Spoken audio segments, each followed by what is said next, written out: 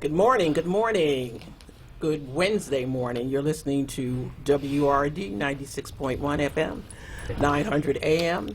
You're listening to The Source. You're listening to Black Women's Leadership. And I'm here with my roadie, partner in crime, Dr. Emma Chappelle. How are you today, Emma? I'm great. I'm feeling pretty good. Fired up. Ready to go. Ready to go. Fired up. Ready to go. Yes. So I'm going to start out with just this poem. This is how I'm feeling this morning talking to this broad and general audience, and then we'll get into some things. It's like I want to do Langston Hughes. Looks like what drives me crazy don't have no effect on you, but I'm going to keep on at it till it drives you crazy too. Langston Hughes. I'm sort of upset because we talk about what's happening in Philadelphia. We talk about the election coming up, and it's really, there's some people making a lot of noise about it, and then there's some people who are definitely not.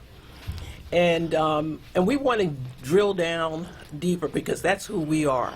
If we're going to change the conditions of this city, then we have to be engaged, and we can't be a little bit engaged. We have to be all the way engaged. If we want to, we should not be about a group of people who are willing to give away power to change our lives. We should be tired by now. So if it don't drive you crazy, I'm going to keep at it until it drives you crazy too. Emma? Well, it drives me crazy too. And you always talk about the fact that this is Philadelphia is alive and vibrant, beaming with great opportunities for those who are able to take advantage of it. But some of us can't take advantage of it because most of the opportunities are happening maybe in one sector of the city. And one of the things that we've talked about on this radio show for many, many times is the fact that we want all of the city to do well and have the same kind of opportunities. And so I'm particularly fired up. We have been working on having political forums. We've had three, and we're doing our fourth one on Thursday for the judges, Register of Wills, and the sheriff. And we're excited about that. It's going to be at Biff Shalom, 3939 Conshohocken Avenue, from 6 to 9 on Thursday, this coming Thursday. So we're looking for all of the judicial candidates to come out, and the Register of Wills candidates, and the sheriff candidates to come and tell us why we should be voting for them on May 21st. And so I'm fired up. With the last forum we had was the Mayor's Forum at the beautiful 3801 Market Grand Ballroom, and it was a great turnout. As we expected, at least 150 people came out, and I thought we did a great job, even though the mayor's seat was empty. We had the other two candidates who came to be a part of the mayoral forum, and they both did a good job representing who they are and giving us choices on who we should elect for as the next mayor of Philadelphia. Well, I thought that we had a wonderful event, and that it was informative. I think it went on for about an hour and a half. It was carried live by word. So those of you who are interested in knowing the direction in which the city is coming in, you would have gotten a good opportunity to hear what was going on. And to ask questions. Yes. And they were able to ask questions, and anybody who had questions and concerns was able to express it. Absolutely, absolutely, absolutely. So we want to talk, we're waiting a little bit. We're waiting on Reverend Steve Avenger, who is to be here and to talk about the black clergy's ticket. And we have a few questions for the Reverend, and to drill down just a little bit. So and he's a great speaker. I've known him for a long time. I knew him when he had hair. When he had hair. There he is. He's here. We're just talking about you. Good to see you, man. Good to see you. God bless you. Yes. Okay, I'll get a hug later. Good morning. Good morning. Let's get you sort of hooked up here, and so we can get started. So tell us, first of all, say good morning to the audience, and let's start from there. Yes. Well, good morning, and it is a pleasure to be here and to be. You got this, that radio voice. Yes. Or was it that the pulpit voice? That's the radio voice. Okay. I had a Today. show for a while, Okay. Yeah. Okay. so I adapted that. I'm just happy to be here, and what an exciting time in Philadelphia history. Yes, it really is. We're happy to have you too, because we know that you know not only what is going on now, but what has been going on. Mm-hmm. And we're happy to have you express what you think is happening. Well, clearly, I think that we're at a time where our people have to take a stand. I think we've been used by the Democratic Party and abused by the Republican Party. And we have to begin to look at individuals that we vote for and put in office who are really about seeing progress made in our community. And when they don't, then we've got to be in a hurry in terms of getting them out of office. And that's whether they are white, black, Hispanic, or whatever. If they're not representing what they said they were going to represent, then we need to vote them out. It has to be about an agenda, because very often, and I've become sort of like a junkie listening to other people's shows as well. And there was something that happened on Mark and Denise's show a couple of days ago, where I think it was Denise who sort of intimated that that the mayor was getting some unfair criticisms. And this isn't about like or dislike. This is about, are you working in the best interest of African Americans? That's right. That's what we want to know. Are you And it's working- not personal. It's not personal.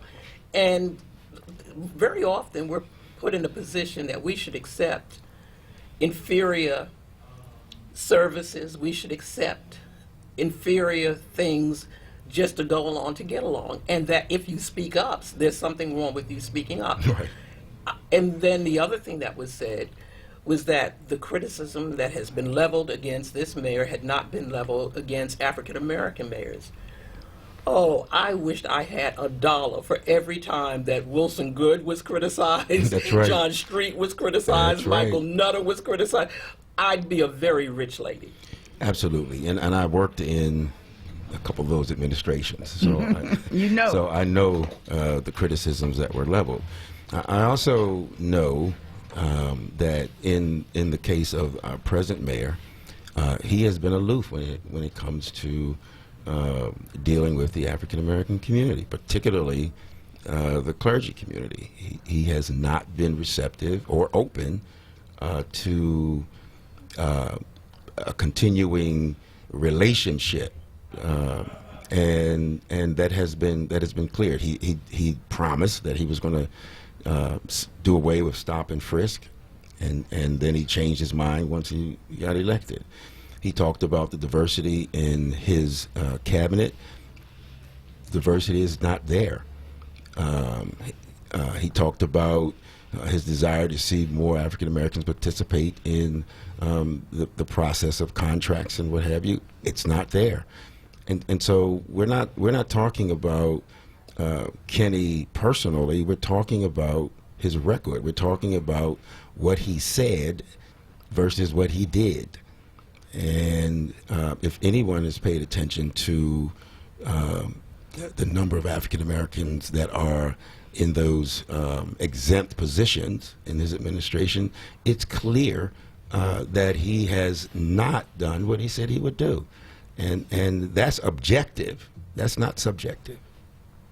It's pretty clear. We sort of had spoke about the transition team going in, and we sort of counted it up, and there was more than 138, but the other, I think, 10 were the immigrant community, so it would be natural that immigrants would be appointed to that level of the committee. But in all of the other factors, out of that 138, only 35 were African Americans. And when you get drilled down to the social service, there was only one African American, and there was one African American male. And we are, as a group, recipients of that service. That's right. So our voices were not even heard on the transition part. And the transition teams are used to make appointments to within government. So if you weren't accurately represented in the transition process, Then it's, you will not be accurately represented in the administration. What do you think that of stands to reason. That's right. And Emma, wouldn't that be true? I mean, you've served on many, many transition teams. Absolutely. At the state Yes. and local levels and the national level. So Absolutely. you know exactly what happens in those rooms, and give the audience a little idea about what happens on these transition teams. Well, one of the things I was happy about is when Governor Wolf was reelected, he appointed a fantastic transition team. And he made sure that we were represented at all levels. And so you get on the transition team, then they segment you by, like my area was banking, and they segment you by the areas that you're most noted for. And then once they do that, then they begin the hiring process, and they start looking at resumes. And when they look at resumes, naturally we put people in place who we tend to reach out to our friends and colleagues, and we get their resumes and tell them that there might be opportunities in this administration, and friends. Yeah, I said friends and colleagues. And we make sure that the resumes that we want to have some consideration are there for that particular committee of the transition team to review and then make recommendation for whatever jobs are available in that administration. And so we tend to hire people that look like us.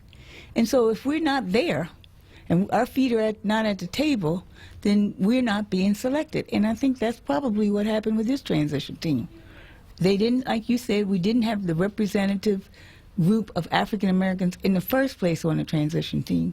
And then when they broke it down by category based on the kinds of jobs that would be there, then as you said, there was only one person in the social services, and you know the African American community, by and large, benefits from the social services area. So therefore, key people did not get the jobs. And the mayor and his team, his cabinet, did not reach out to make sure that the people got the job. They know the black community. They know where people specialize in. They know that they could say, well, you didn't consider this person, and when I'm looking at the resumes, you didn't consider that person. So I'm going to say one more thing, and then I want to ask Reverend Abinger about this. We have to stop being light on some of the people who are elected to represent us, who are of color. There were, the chairman of that transition team was Dwight Evans. There were people on that transition team at the highest levels that obviously did not see their role to make sure that the down appointments on that transition team were reflective. And we keep giving passes to people who get on teams to take care of their own precious few and don't look at the whole city. And you know what? I said it, and I'll own it, because it keeps happening over and over again. If you continue to do that, the reason why the mayor is so comfortable in his ability to ignore the African American community, because he doesn't think those that he ignores count, that only the people for whom he enjoys the relationship with counts. We're going to go to break. You're listening to 96.1 FM, 900 AM. You're listening to The Source, Black Women's Leadership. We will be right back. This is Solomon Jones, and I'm back on WURD 900 AM and 96.1 FM, and we are going to move our community forward. Tune in at 7 weekdays on WURD. I'm back by popular demand. Who will protect the citizens of the tri-state area from careless motorists, doctors who make medical mistakes, and companies that make defective products? Who will ensure that property owners are held accountable for dangerous conditions on their land? Who will represent the people with the honesty, integrity, and compassion that they deserve? I will.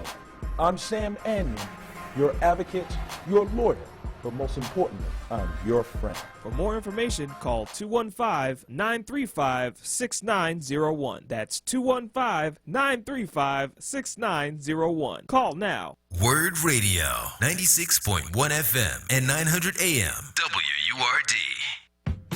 You know we don't play when it comes to our mothers. And if we could give them the world, we definitely would. This Mother's Day, celebrate your mother in a way she'll never forget. Start or renew your 4WURD membership between now and May 8th and be entered to win our exclusive 4WURD Mother's Day prize package, which includes a pair of tickets to the Mother's Day Music Fest in Atlantic City, Saturday, May 11th, featuring Maze with Frankie Beverly, Christopher Williams, Kem, and Al B. Shore. A gift certificate to Hand and Stone Massage and Facial Spa. Dinner for two at Green Soul Restaurant in downtown Philadelphia. And an overnight stay at the Cambria Hotel Philadelphia downtown. Don't miss this opportunity to create some special memories with Mom. To be entered to win, start or renew your 4WURD membership between now and May 8th by calling 215-425-7875 or visit wordradio.com.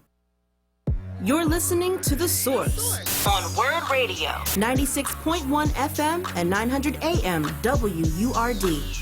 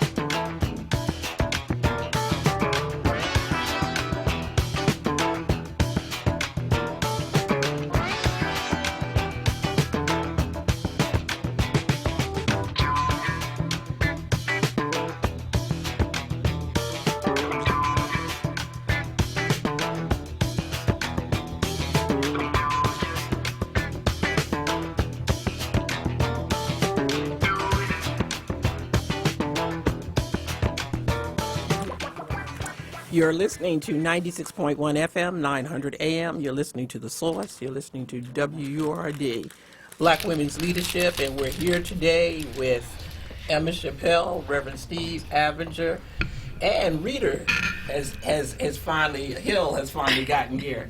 Now, Yes. Now, Reverend Avenger, we don't want to ruin your reputation being here with us today. Oh, I'm fine. Okay.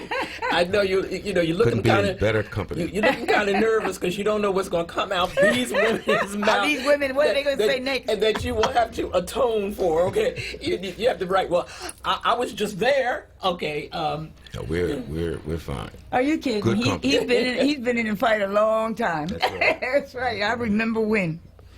So let's talk a little bit about the Black clergy's process and how they arrived at the endorsement ticket.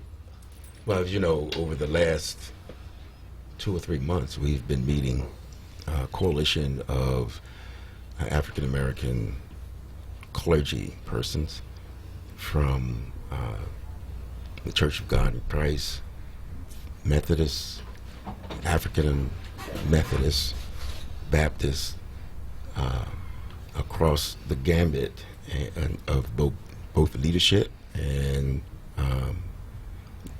folk who are just ministers, and the Baptists, and along with the coalition, and we looked at those issues that affected us the most, like stop and frisk, violence, guns, economic development, education. And we went through those, and we developed a platform so that as we interviewed candidates, we would be specific about those issues that we were concerned about and not all over the place. They would have to articulate their understanding of those issues and their positions on those issues. And each one of those candidates who were interviewed, and I do know, and I apologize, over the last couple of days I've heard from folk who were not interviewed, and the black clergy certainly give its sincerest apologies to those who were not interviewed, and I want to say that. But those who were graded on their positions on those issues that we thought were salient to our community. And they received grades for those interviews. And they were selected as a result of how they responded to the platform. And not whether or not we knew them personally, not whether or not we liked this one and didn't like that one, but how they responded to the platform. And then after the committee met with all of these candidates, we met with over 30 candidates. We went back and discussed those answers with the larger group, and then made selections based upon how folk responded to the platform. So you know where we're going. Okay, so so we want to make it very clear that we support Derek Green, and that we were devastated by the lack of the endorsement. If there were ever someone who meets the criteria of being returned to City Council, I'd put him at number one. He has been an advocate in every way for the issues that we just spoke about. So we, as Black women's leadership, and we can't speak to all of Women Connected because they're 501c3 organizations, but the women as individuals in these organizations support Derek Green. So we want to put it on the record that Black women's leadership supports Derek Green. And so we want to be supportive of the ticket, but we felt that somehow that piece was just generally missing. So I'm not telling you anything that I didn't tell you yesterday. That's right. And let me say this first from a personal standpoint, and then from the organizational standpoint. Derek is a friend of mine. He's a frat brother. I've known him years and years and years, and I think he has done a great job. But during the interview process, and I was not in that particular interview, from the discussions that were had, the committee thought that he did not interview and answer the questions to the extent that they were able to give him support. And so as a member of the group came down, the majority of that committee voted the way they voted, and as a member of that committee, in terms of the integrity of what we were doing, I expressed my personal view, but I stand with the group. Okay. That was interesting. It's interesting. I can't imagine what he could have said that didn't pass muster. That a Helen Gim or some of the others that could. I'm just in total loss there. I mean, that would have to be delved in a little bit more. And if you don't mind, let me also say this, that this was the first stab at this type of approach. And some mistakes were made. And And unlike myself, or maybe a Bill Moore, who have more personal relationships than probably some of the others do that was doing the interviewing and that kind of thing, where our relationships and our knowledge and understanding of certain other folk who may not be on this list of endorsed candidates, it may have been a little different, and so, but because of to keep and protect the integrity of the process, we stood with the group, and because far too often, what happens is that the group make a decision, and then individuals who were engaged in the process decides that because they disagreed with one person over here or one over there, or they wanted their friend to be the candidate that was endorsed, then after the meeting they would have another meeting, and then they would go and have their own press conferences and pick who they want or wanted the group to pick. And so we didn't want to come out like that.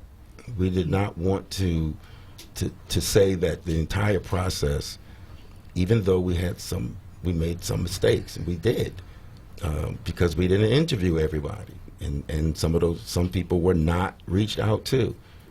That was a mistake, and again, I apologize for that.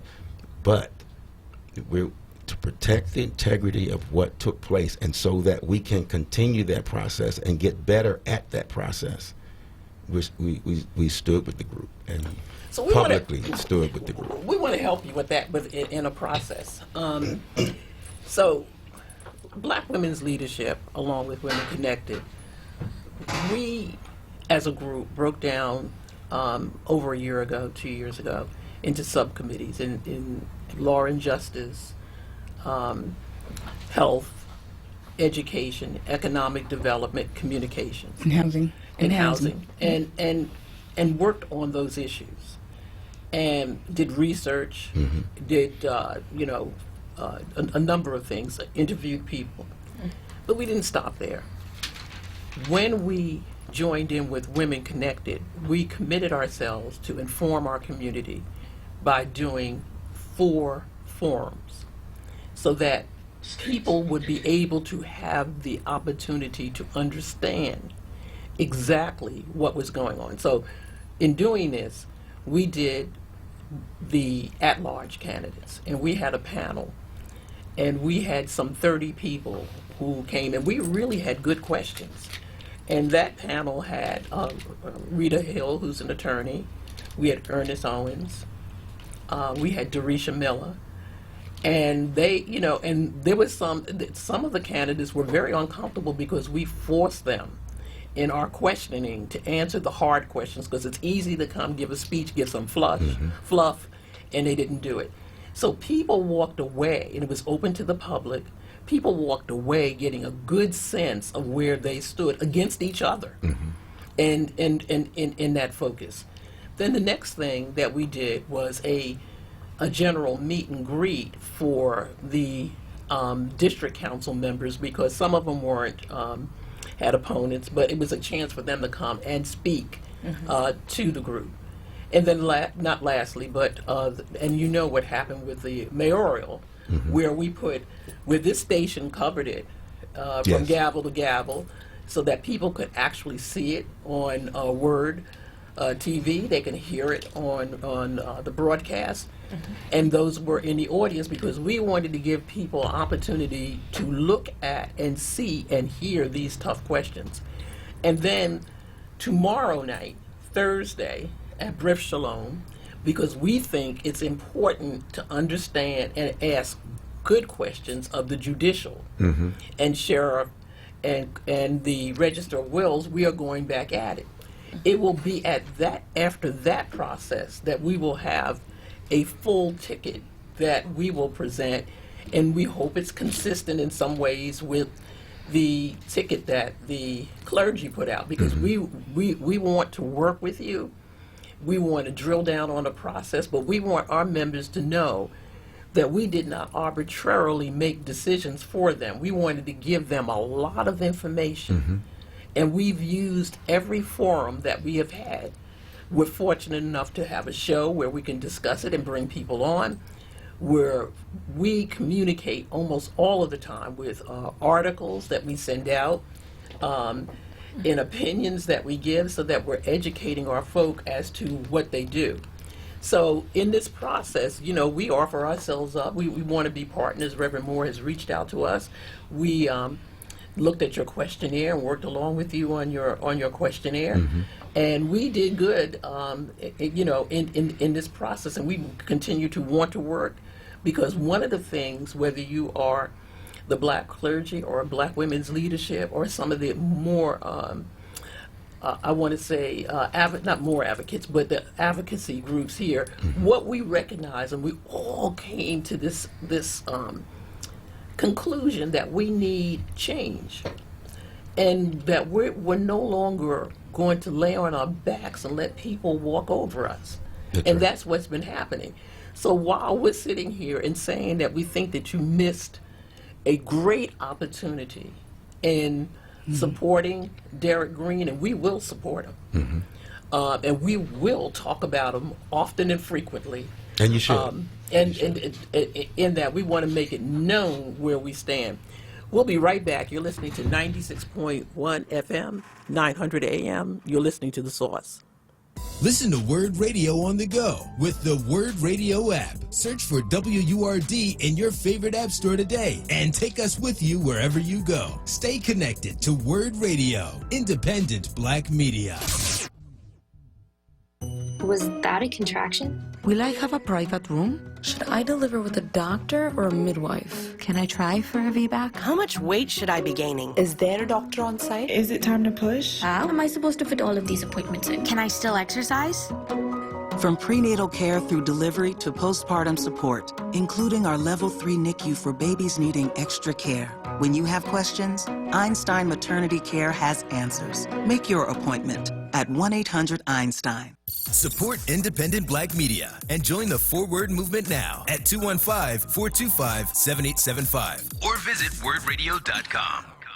Word family, our friends at Amoroso's Baking Company are hiring right now. Amoroso's has been baking the delicious bread in our community for over 100 years, and they want you to join their team today. The old and the young love Amoroso's, and they're hiring right now. Check it out. They offer fair pay and provide health, dental, and prescription plans after 90 days of employment. Call Scott Drummond at 856-754-0360 or visit amorosos.com for details. Pico has many ways to help you lower your energy usage and save money at home. Here's one. When it comes time to replace your old appliances, make sure the new ones you buy are High Efficiency Energy Star certified. You'll get a rebate from Pico and save on your monthly electric bill. You'll find a list of new appliance rebates at pico.com/rebates, or you can call 1-888-5-PICO-SAVE for all the details. Plus, find instant discounts on smart thermostats and energy-saving light bulbs at pico.com/marketplace. There's free shipping on orders over $49.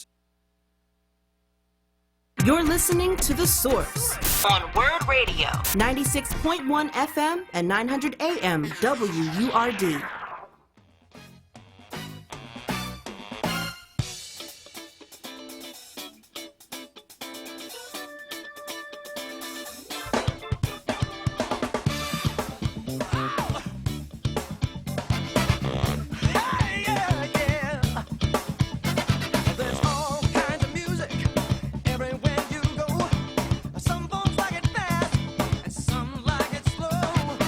Some like it hot, some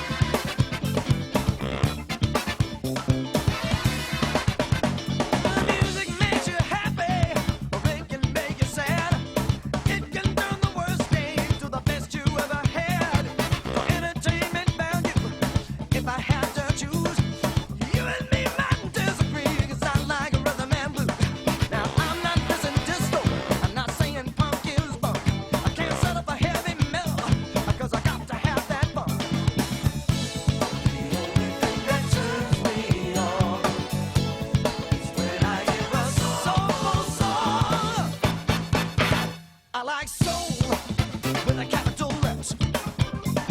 Soul with a capital S. Sweet soul music, that's the best. Soul with a capital S.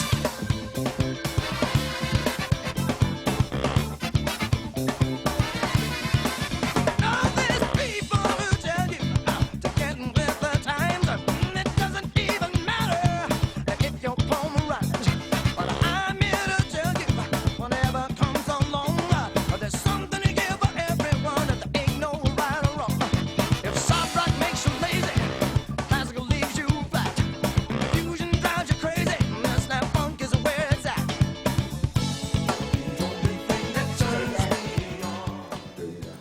We're back. You're listening to WRD 96.1 FM, 900 AM. You're listening to The Source, Black Women's Leadership.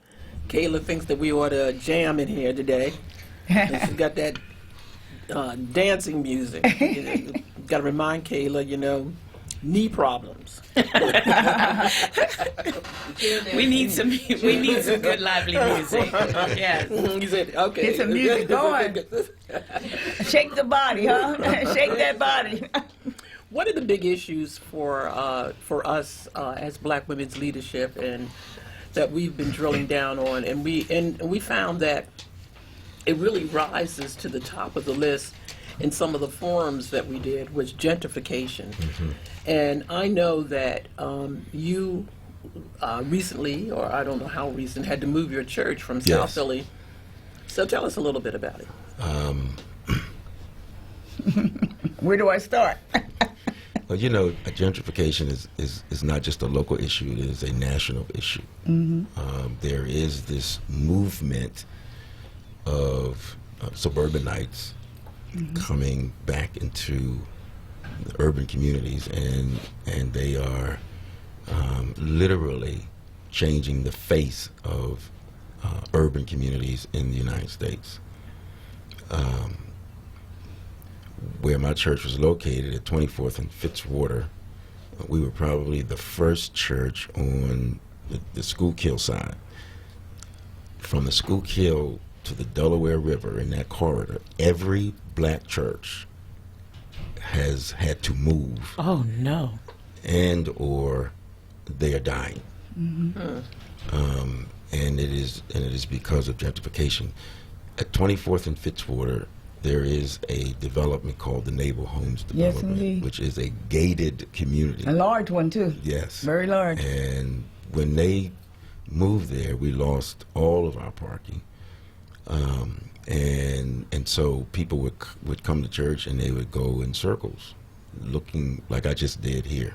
For parking. Right? Looking for parking. And many of them, young adults in particular,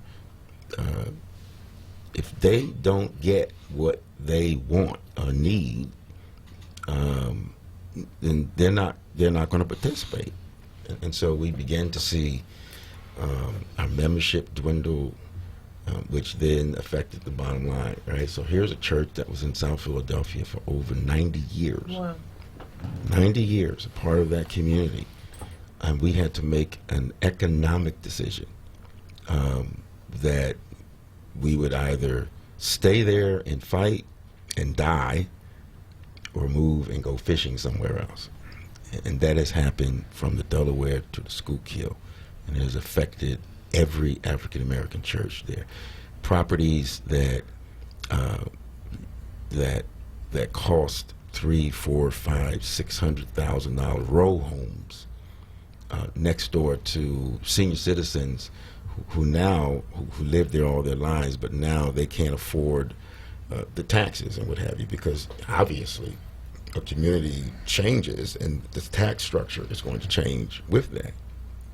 And so the community that once was rich in our culture and what have you, they're disappearing throughout Philadelphia, and they're being replaced by all kinds of different architecture, and they come into these communities and build something that looks nothing like the community. I call them vultures. It is incredible, and and so folk can no longer afford to live in their communities, and so they leave, and their children, don't try to Hold do on to- anything to, yeah. to hold on to those properties. So they leave, and so the church then suffers because that community, which it served, is no longer there. And we tried to integrate other types of worship and what have you to attract those folk, but they would not become a part of our community, the church community. And so they would come and listen to the singing and what have you, and then they'd leave. They like the music. They like the music. Yeah. But that was it. And then they would use our facilities for the community meetings, voting, the little clubs. I mean, we tried to integrate them but they would have community meetings about us. Really? Oh, wow. At your church. At your church. Oh my Community God. meeting about the what? fact Where that we you're still- park. Yeah. The drums are too loud. Oh my. Et cetera, et cetera, et cetera. Whoa! You're in our house, talking about us, Wow. And in our Takes a lot of neighborhood nerve. where we've been for 90 years. and you're not even paying And rent that's to right. have your community meeting. And so it got to that place where, as a matter of fact, one time I was there when I went into the office, and I don't know if that's whatever, the alarm went off, and so I turned the alarm off, and the police came. They knocked on. We had an office building beside the church. They knocked on the door, and I came to the door, and they began to talk to me like, what are you doing here? You weren't supposed to be there. Yeah, and I said, I'm the pastor. Right? Well, give us ID. Blah, blah, blah. Are you kidding? Really? I saw And that. that never happened before. No, and so. I told him I was Dr. Abinger, showed him ID, and he looks at me, little kid. All right, Steve. Woo. Oh, we sound like we in Disrespect. Alabama. Yeah, disrespect. Yeah, I said, I call you officer. Right? You call me Dr. Abinger. You don't call me Steve. That's right. And so, but I'm saying that kind of, Wow. you can't even, your presence in the community now, right, is like you are the stranger and you're the visitor and what have you, and that's how we were treated as that community changed, and so we had to move or we would have died, and that is happening in every urban neighborhood in the United States of America, and there is not a will on the part of the government And there we go. to try and balance that Exactly. situation, to preserve some of the history of these neighborhoods that are changing. You know what I find? And then you build these new properties and what have you in these neighborhoods. Then you get a 10-year tax abatement.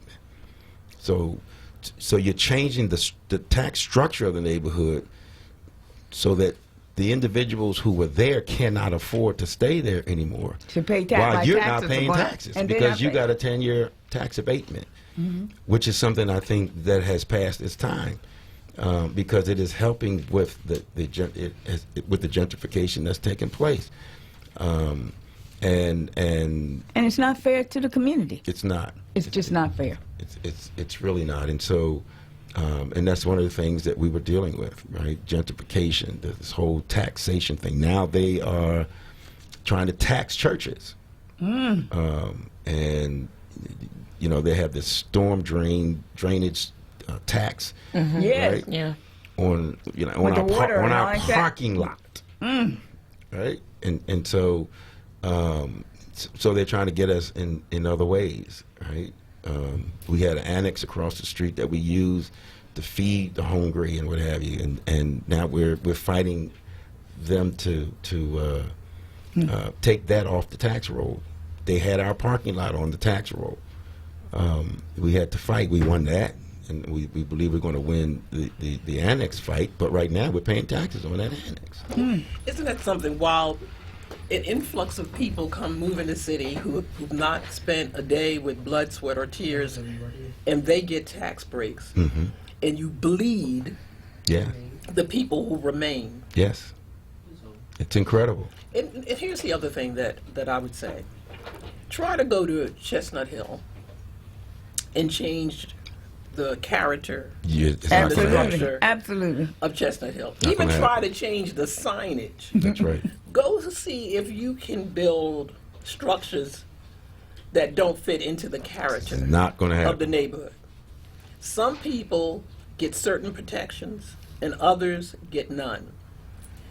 That is something that government can do something about. Absolutely. Absolutely. If we have the right will, leadership. That's right. And the right leadership. Right. It's the will. And it was, the conversation I had with the mayor during the interview process when we were talking about why there's been a decline in participation of minorities in contracts with the city.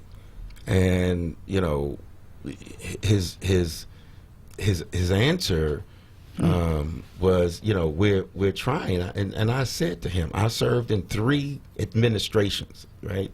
And so it is the will of that office. If your desire is to increase minority participation, it will happen. The billion-dollar industry. That's right. Then and what the signal that comes from that office will make it happen. That's right.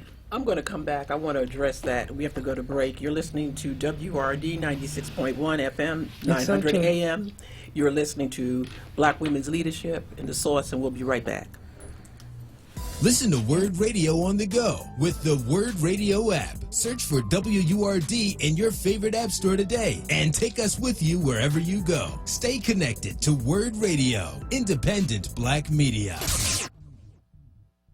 Join Word Radio in partnership with Philly Tech Week for Decoded, a conversation with Sylvester Mobley, Wednesday, May 8th in the new Heim Center for Cultural and Civic Engagement at the Central Library, 1901 Vine Street from 1 p.m. till 2 p.m. Doors open at 12:30. Word President and CEO Sarah Lomax-Reese sits down with Sylvester Mobley, founder of Coded by Kids, recognized innovator in tech education, and 2019 winner of the Philadelphia Award to discuss how we can empower the next generation of tech entrepreneurs.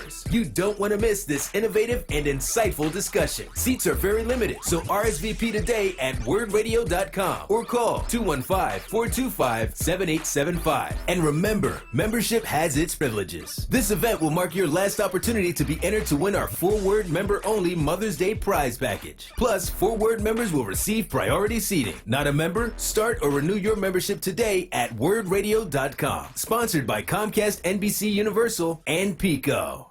Hello, Philadelphia. This is Omar Sabir, and I'm asking you to vote on Tuesday, May 21st. People died for our right to vote. If you want better schools, if you want reduced crime, if you want an overall better quality of life, then vote. Your vote counts. Push 35 and it'll make you feel alive. Omar Sabir for City Commissioner on Tuesday, May 21st. Paid for by Citizens for Omar Sabir. Family Therapy Vignette Moments with Dr. Lucille Joy. Ladies and gentlemen, we all walk down many streets. Sometimes we walk the wrong way, and many times we celebrate because we finally find the right way. Listen to this autobiography by Portia Nelson in 5 short chapters. As we listen, the question is, what street are we on now? Chapter 1. I walk down the street. There's a deep hole in the sidewalk. I fall in. I am lost. I'm helpless. It isn't my fault. It takes forever to find a way out. Chapter 2. I walk down the same street. There's a deep hole in the sidewalk. I pretend I don't see it. I fall in again. I can't believe I'm in the same place, but it isn't my fault. It still takes a long time to get out. Chapter 3.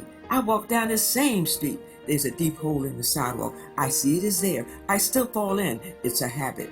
My eyes are open. I know where I am. It is my fault. I get out immediately. Chapter 4. I walk down the same street. There's a deep hole in the sidewalk. I walk around it. Chapter 5. I walk down another street.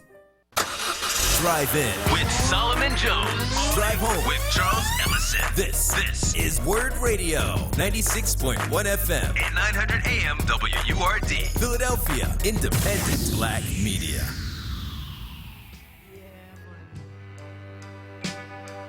Without money, what would we do? We got a little idea. We see what's going on. We say money is the root of all evil, but ain't nothing evil about money. Because we need that money to pay the bills, to pay the rent, huh? Banks falling, president scratching his head, the economy is down, Wall Street about to lose him, up and down, gas prices up and down. Nobody knows what to do.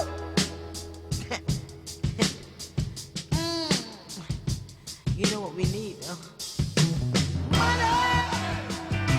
Where have you gone to? Money! Where have you gone to?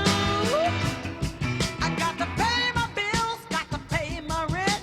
I'm hungry and tired, but my money's all spent. Money! Where have you gone to?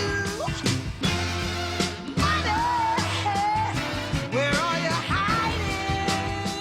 I said, money, where are you hiding? I work like a dog year after year, like a ghost when I need you, you always disappear. Money, where are you hiding? Money, why won't you stay a while? I said, money, why won't you stay a while? You see, we swear if we say We're back. You're listening to WURD 96.1 FM, 900 AM. You're listening to The Source. You're listening to Black Women's Leadership. You're here today with Emma Chappelle, Reverend Steve Appinger, and Rita Hill. And before I go back to Steve, I want to talk about, there is an example of what a good leader is, and that happened in the state of Pennsylvania. And I want to go back a number of years to Governor Robert P. Casey. Yes. Okay, who was woke before there was wokeness. Yes. Okay? When he came in 1987, he brought more African Americans to state government than any governor before him or after him. There were 17 top appointments, and he didn't exclude any department. The police, the health department, the welfare department, and I'm going to name some names. John White Jr. Was the Secretary of Welfare, but not for him. He was the one who gave the biggest contract from the state that created the wealth that caused the station. Yes, that's right. So, and that came under Robert P. Casey. When Casey, the Governor's Advisory Commission on African American Affairs was started under Governor Robert P. Casey. The first chairman of the Board of Probation and Parole that was African American was appointed under Governor Robert P. Casey. And I could go on and on about the appointments. In fact, we used to joke when we were up there that Harrisburg had become Chocolate City. We sure did. There was nightlife because there was so many appointments across the state that came out of Philadelphia and Pittsburgh. That's right. And we had discussions about, it was under Governor Casey that they stopped getting away with, in the minority participation, the general contractors would use the names of minority companies and wouldn't tell them and win the contract and would never give them the business. Yes. It was his appointment of investigators that even went outside the city and found them. So let me just say this to you. It can be done, Mayor Kenny. All you have to do is have the will. That's right. It can be done. And it was done under a white governor That's right. who had a commitment to see it get done. So we know it can be done. It can. We know what it looks like. It can. And the snow job that's taking place, that, you know, we're doing everything we can to make this happen. And people are listening to that. And some of our own elected officials, some African American elected officials who are not talking about inclusion. They're not talking, in terms of both jobs and business. They're not talking about it. And at some point, we have to be together on this. At some point, we have to stop creating our own little fiefdoms and power bases. That's right. Say it again. See, we have to stop that, and because all it's doing is allowing the system to continue to manipulate us and to pick their own people. For the 10%. That's right. This is a 10% town. And so they get folk that look like us to fight folk that look like us for 10% of the business, because you shouldn't ever consider yourselves entitled to any 90%. Okay? You only are supposed to look at 10%. Yeah, and unless and until we come back to that place where we're all after the same thing, and our hearts are in the same place, then we're going to continue to lose, and because we're losing right now. We certainly in are. a big way. In a big way. And we have to hold them accountable. What happens is Joanne said, the 10% that we get, and someone thinks that's enough. And what happens is the black people who are supporting that need to be held accountable. And that's what we're doing in Black Women's Leadership Council. We are looking at those who are doing that, and we're holding them accountable. And when we come out with our report card, that's exactly what it's going to do. And that's going to be great. And we've been sick and tired of being sick and tired. But I'm just fed up with the people who think that they only have to care about a certain area and that their people are taken care of and the rest of the people get nothing. And then the mayor believes that's sufficient. That takes care of us. So we're holding them accountable, as well as the mayor, for what they're doing. And we're speaking out on it so that everybody knows who's doing what.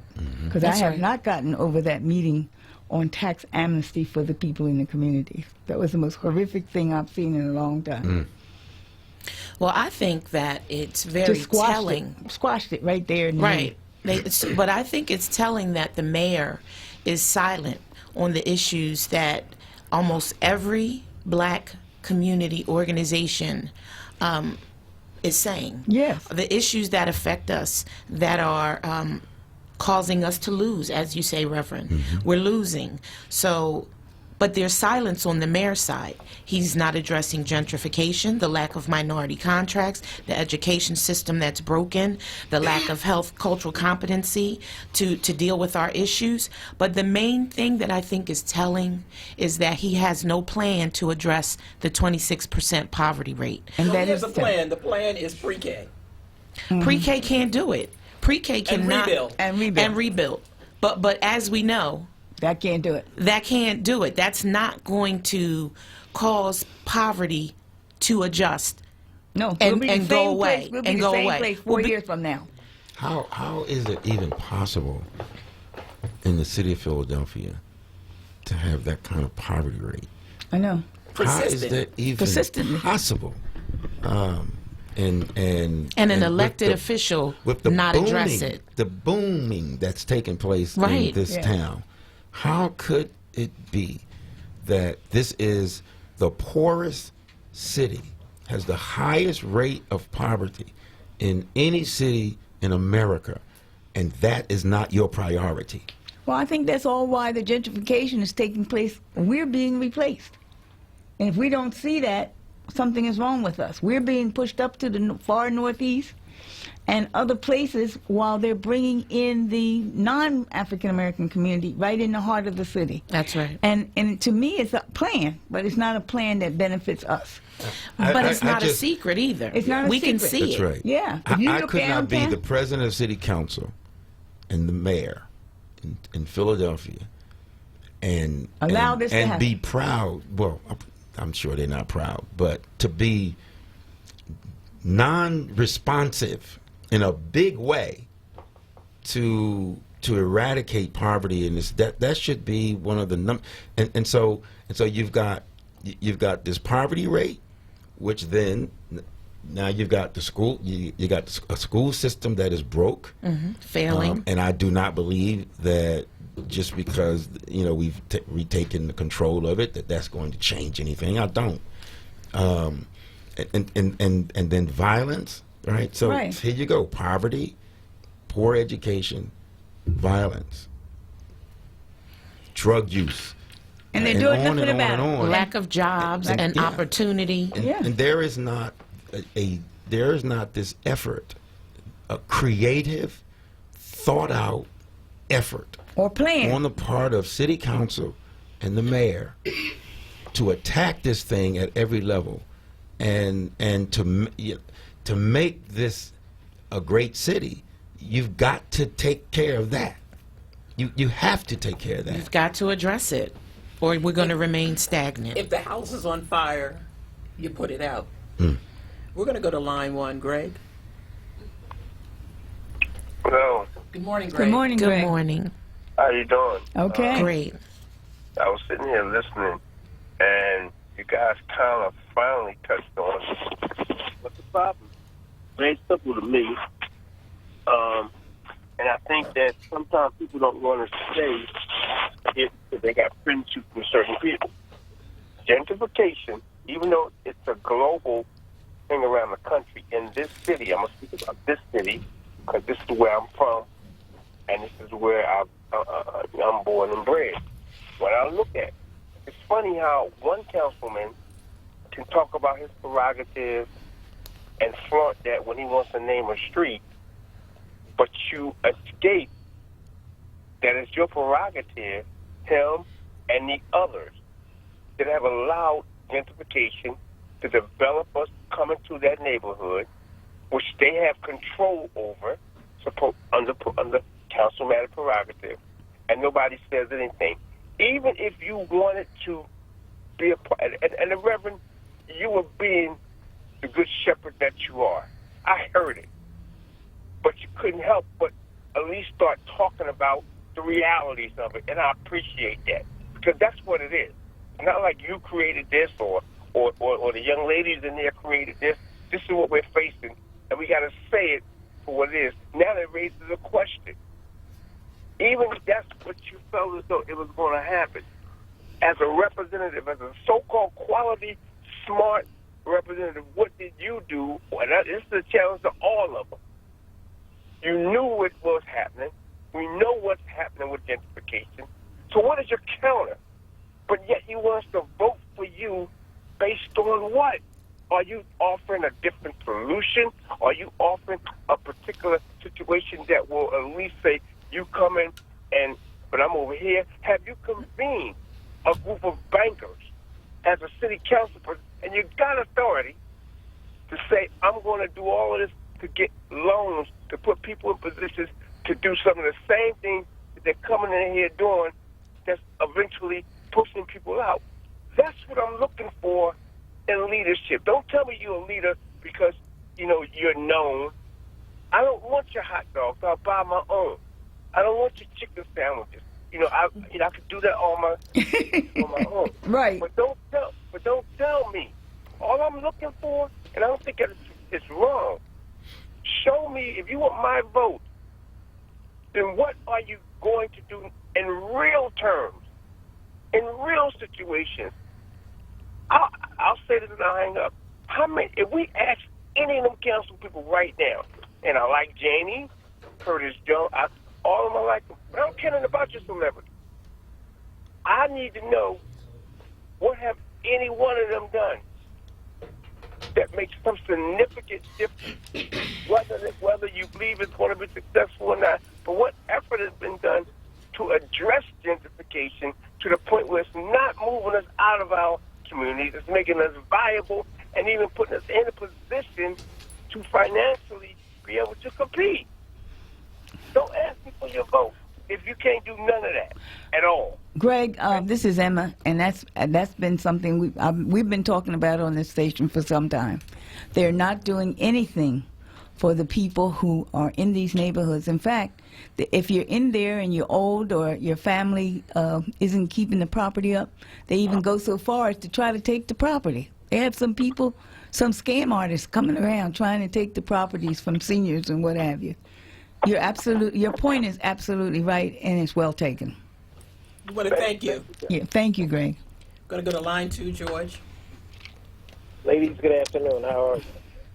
Hi, George. Hi, George. Fine. You know, when we talk about gentrification, your neighborhood only get gentrified when you sit there. You can't blame people for selling their house because that's your choice. But when people come in your neighborhood and start buying your house, or you have people in the neighborhood who has money and don't buy the other property, a lot of people invest in their community. So what they're doing now is they go in the most dilapidated neighborhoods there is and buy the property up for little or nothing. And all the developers get together and start just do a big swoop and start developing. Next thing you know, you then moved you out because of the price of property. But, you know, I was glad that y'all mentioned John White Jr. John White Jr., you got to realize there are no more John White Jr. What John White Jr. did is unheard of now. It's that the people who make the rules and set the tone for African Americans is those few special group of Negroes who get in the room with whoever it is and say, look, this is what we want. They're speaking for the masses of people.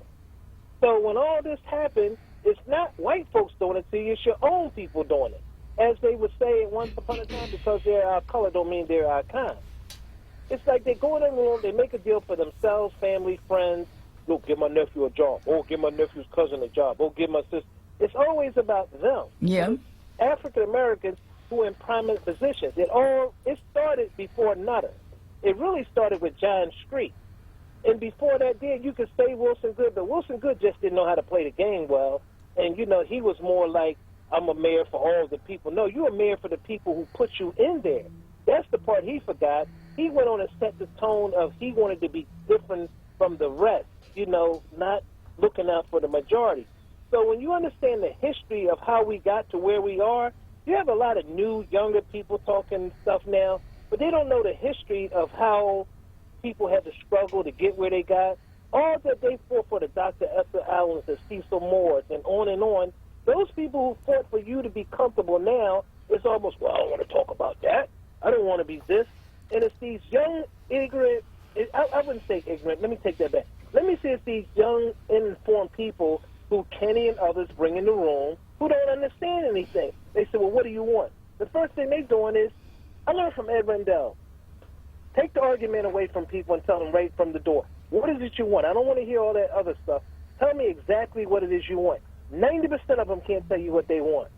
They said it's a one-shot deal. We're going to get your protest and your argument over. What is it you're fighting for? When you tell these people today that they talk about they want fair housing, they want this and they want that, they're getting more than fair housing, and they're getting what they mean fair housing. They want to live for free. They don't want to pay no rent. They don't want to do it. Let's like that bill that Sherelle Parker passed, argued, stood on the floor, and Ms. Chappelle, you was there, and seen how crazy she acted to say that it takes 18 months for a person to get out of your mother's house. If she goes somewhere out of town for a month or something, and they decide to set shop up in her house, they can come in there, and it take almost 18 months, a year to 18 months to get them out, and it costs all that money that you have to pay that you're not going to get reimbursed for. So you tell me that's fair? It's our people who are doing our people in. So hold them responsible for what they do. Don't always sit up here and talk about the other people, because the other people invite them in the room. And so what is it you want for your people? Well, I ain't worried about my people, I'm worried about me.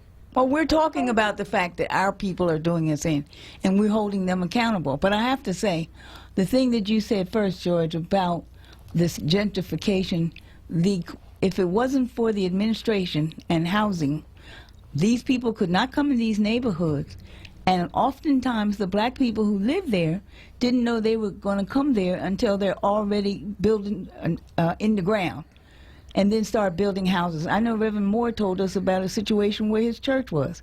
He said they had a little teeny street right next to his church, and they had housing on there, and all before he knew it, someone put a flyer in his door to tell him that this, and they were already started coming there with the cranes and boulder things to knock the properties down so that they could build new housing in those communities.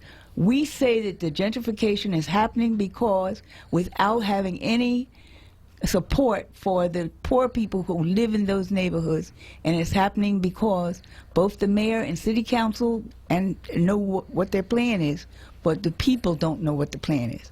So we need to know early on what is the plan. If you're moving into my neighborhood, the people and those residents need to know that, but nobody gives them any information to tell them that's going to happen until they bring in the things to knock down the properties and or somebody arranges for somebody to steal the properties. I want to use the term with what, for what.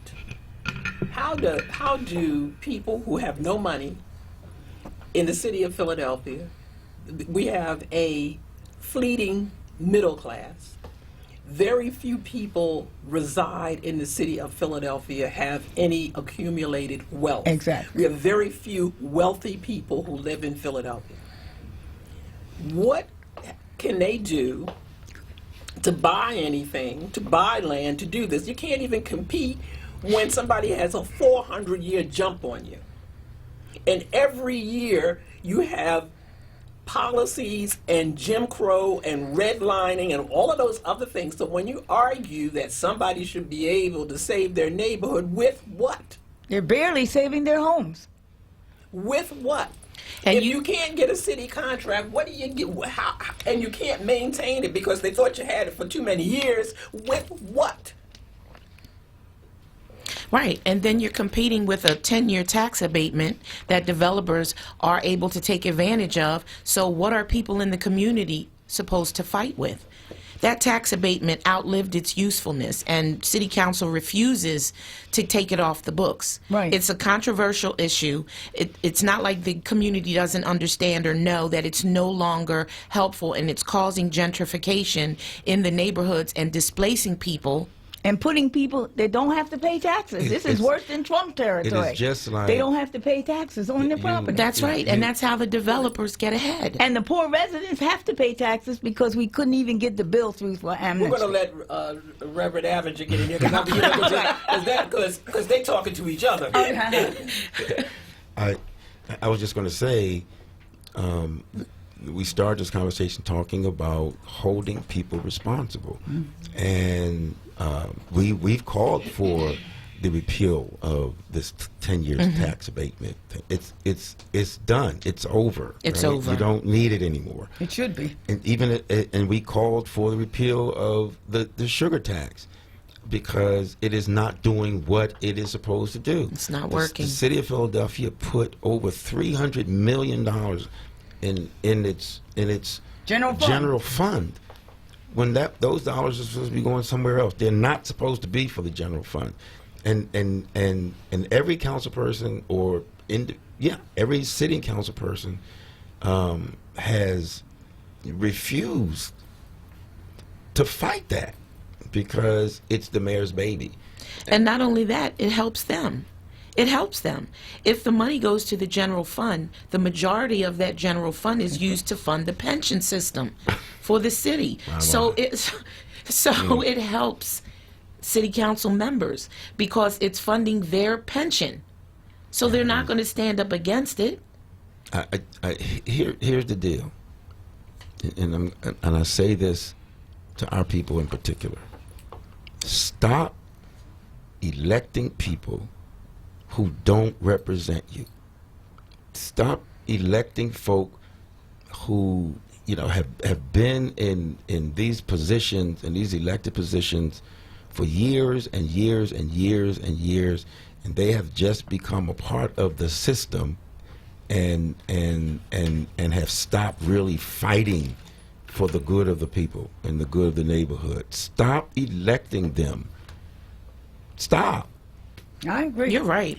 So we're going to go to break. You're listening to 96.1 FM, 900 AM. You're listening to The Source. You're listening to Black Women's Leadership, and we'll be right back. Reality Check. Reality Check. Hosted by Charles Ellison. Monday through Thursday, 4 p.m. till 7 p.m. Right here on Word Radio. 96.1 FM and 900 AM WURD. Streaming live on wordradio.com. The Kimmel Center offers free arts education programs to schools across the region. Teaching artists visit classrooms to educate, engage, and inspire the next generation using creative learning experiences, and schools take trips to the Kimmel Center for live performances. The Kimmel Center is committed to educating Philadelphia's youth by providing access to quality arts. For more information, visit kimmelcenter.org.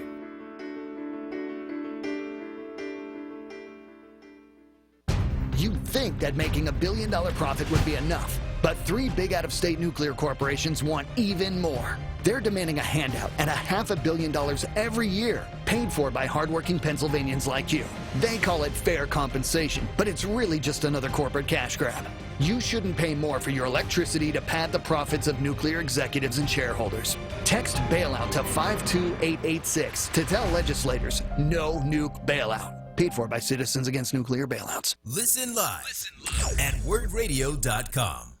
The Pennsylvania Academy of the Fine Arts presents the James and Jennifer Nixon Symposium, The Art of Collecting, Saturday, May 18th from 9:30 a.m. till 4:30 p.m. The day-long symposium will introduce artists and art lovers to why collecting is important and how to be empowered with the determination, information, and courage needed to collect original works of art. Artist and educator Nashorme Lindo will give an inspiring keynote on art collecting practices by she and her husband, actor Delroy Lindo. Dr. Brittany Webb, curator of the John Roden Collection at PAFA, will also speak. For more information, visit pafa.org.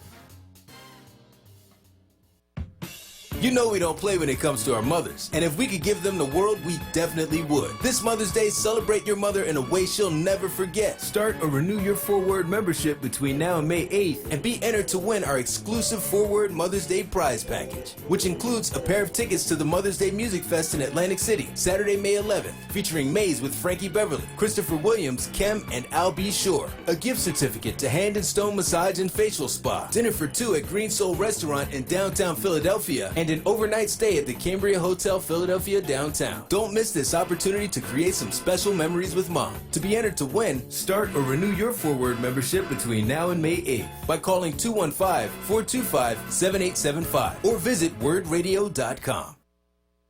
You're listening to The Source on Word Radio. 96.1 FM and 900 AM WURD.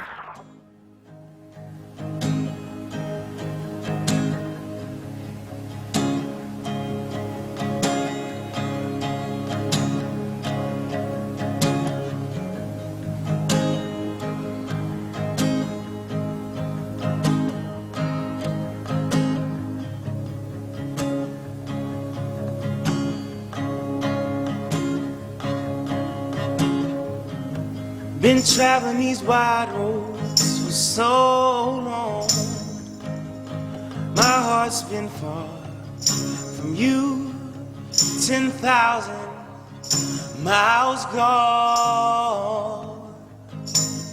Oh, I wanna come near and give you every part of me, but there's blood on my hands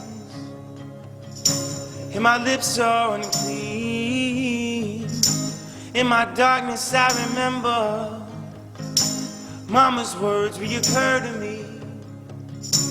Surrender to the good Lord and to wipe your slate clean. Take me to your river, I wanna go.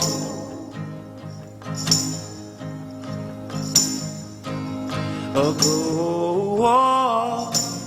Take me to your river, I wanna know.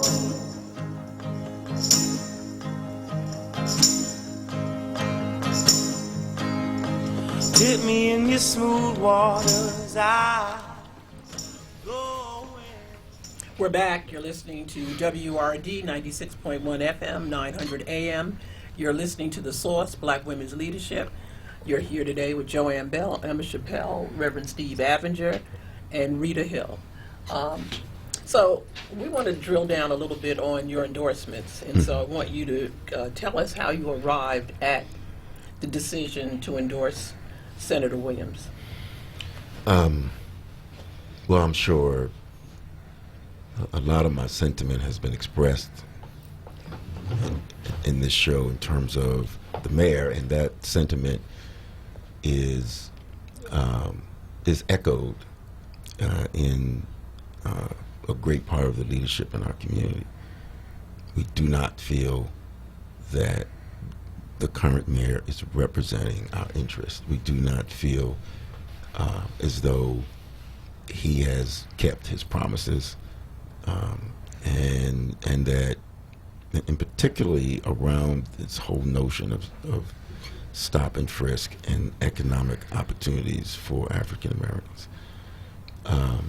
And it took us 2 interviews with Tony Williams to endorse him, because we wanted to make sure that he really did have the passion and desire to do this. And so his stance around education and emphatically stating that that would be a priority for him to not only affect but to fix this system. That's a yeoman job, but he has promised to do that. His whole issue around emphatically stopping frisk, and because if anybody knows that, and we are disproportionately stopped and frisked, and most of the time that leads to other types of confrontation with the police. And right? arrests. And arrests. Yeah. And so, because that situation is always aggravated, because we don't like being stopped for nothing. Exactly. It makes us feel less than. Yeah. Less than a citizen, less than the humans that we are. It makes us feel violated. Yes. And you start with having an attitude, because you're going about your daily business of being who you are, but you have to pay that black tax. That's right. It makes you make decisions about where you go. That's what right. streets you walk down. Yeah. Always being, or where your person is. You walk into a Starbucks and you don't belong there. Yeah. Everywhere you don't belong. And unless and until you know what that feels like, you cannot make a decision about whether that's an effective tool or not. Right. And so we want that stopped, and he has emphatically said he will stop it. And the current mayor won't. Because he doesn't know what it feels like. Yeah. And you know, he's talked about inclusion and how the administration of a Tony Williams is going to reflect this community. And he's talked about how our businesses will be included in the process of getting contracts in the city of Philadelphia. And this time around, and I think this has really driven a point home for us, is that he's not running a campaign, with money, and TV commercials and everything. He's in the street. So no one's controlling him. No one's door controlling to him. door. Mm-hmm. Yeah, right. Touching the people, taking his case to the people, and which is for us a very, very important thing, because if you can't look the people in the face and talk to those folk on the street that you're asking to represent, right? Then you're going to do exactly what the current mayor is doing, which is saying one thing and doing something else. Did the mayor, excuse me for 1 second, was the mayor interviewed by you? Yes. By you? Oh, absolutely. And how did he do in that interview? He refused to stop and frisk. He refused to revisit, this tax abatement issue. He didn't have much to say about, how to implement, a plan to balance what's happening with gentrification. He said that in terms of the appointment to exempt positions, that African Americans were too qualified, or Did he repeat making that? too much money. Did he repeat that in the meeting with the ministers? Yeah. They're making Because too much money. he denied saying it. He made Ernest Owens seem like he did not say that. He said it. And he repeated it, and I just want to make sure he Yeah. repeated that. Yes. In the meeting Yes. with black clergy. Yes. Not knowing the history of African Americans having been locked out from private sector jobs. All of us sitting around this table here at this station understand that there's been a long history of African Americans who have graduated from college, got master's degrees, and worked at the post office. And the only places that they could go was city government. That's right. And maybe federal government later on, but couldn't go to private industry. But suddenly, we're wanted. Go downtown at 12 o'clock and stand in Center City and see how many African Americans come out of those buildings working in private industry. That's right. Yeah. And so, and so we made, yes, and I want to make this very clear. We interviewed all three candidates for mayor. And again, we called Tony Williams back in to talk to him about his heart for this, and his real desire to fight for this, and we are sure that he's ready for that, and we're ready to fight for him to become the next mayor of the city. So what are the next steps? What are you guys going to do next? We're meeting Friday to talk about strategy from now until Election Day. How we organize on the ground our constituency, because our constituency is the super vote, right? They vote. That's right. And so, an endorsement is fine, but if you're not ready to put the power where your mouth is, then we're just talking loud and saying nothing. And so we are going to organize, and we're going to strategize on how we're going to get our constituency to the polls. And so do you have a plan for how after May 21st to hold whoever becomes mayor accountable? What we've done is we have agreed to continue this conversation past the 21st, and not only to hold folk accountable, and we're going to beat down doors this time, but also to target individuals who are saying one thing but doing something else. Because they've gotten away with it for That's right. very, very long. So long. That's right. They come and bring you the Happy Meal. That's right. Just before election, and and all the happy people who endorse them, and tell you how great they are and how wonderful they are for your community, and then they go away, and then you don't see them until it's time That's for right. another Happy Meal, and to convince you that it's in your best interest. And then we sit back and wonder why we have 26% That's right. poverty. Because we get it, because we don't ask for anything. But before I let you go, I'm going to read this little piece again. Looks like what drives me crazy don't have no effect on you, but I'm going to keep on at it till it drives you crazy too. And that's Langston Hughes. And I'm going to keep saying it. Hear, and amen. I'm going to keep saying it and keep saying it because, That's right. you know, we leave this air and we get calls, oh, we're really with you. Oh, we really like it, but we don't hear from them. Because they don't, because in this town, and, you know, I have a good friend who teases me about coming on air and calling people punks. But I've never lived I in say a that more, from the pulpit. yeah, right. I've never lived in a more punky town Yes. than Philadelphia. I don't know where Philadelphia's get up and go went, but it's gone. Yes. And they need to find it. I agree. And they need to stop acting like cowards and stand up for themselves. That's right. Sometimes we get calls from them about, oh, you can't beat Kenny.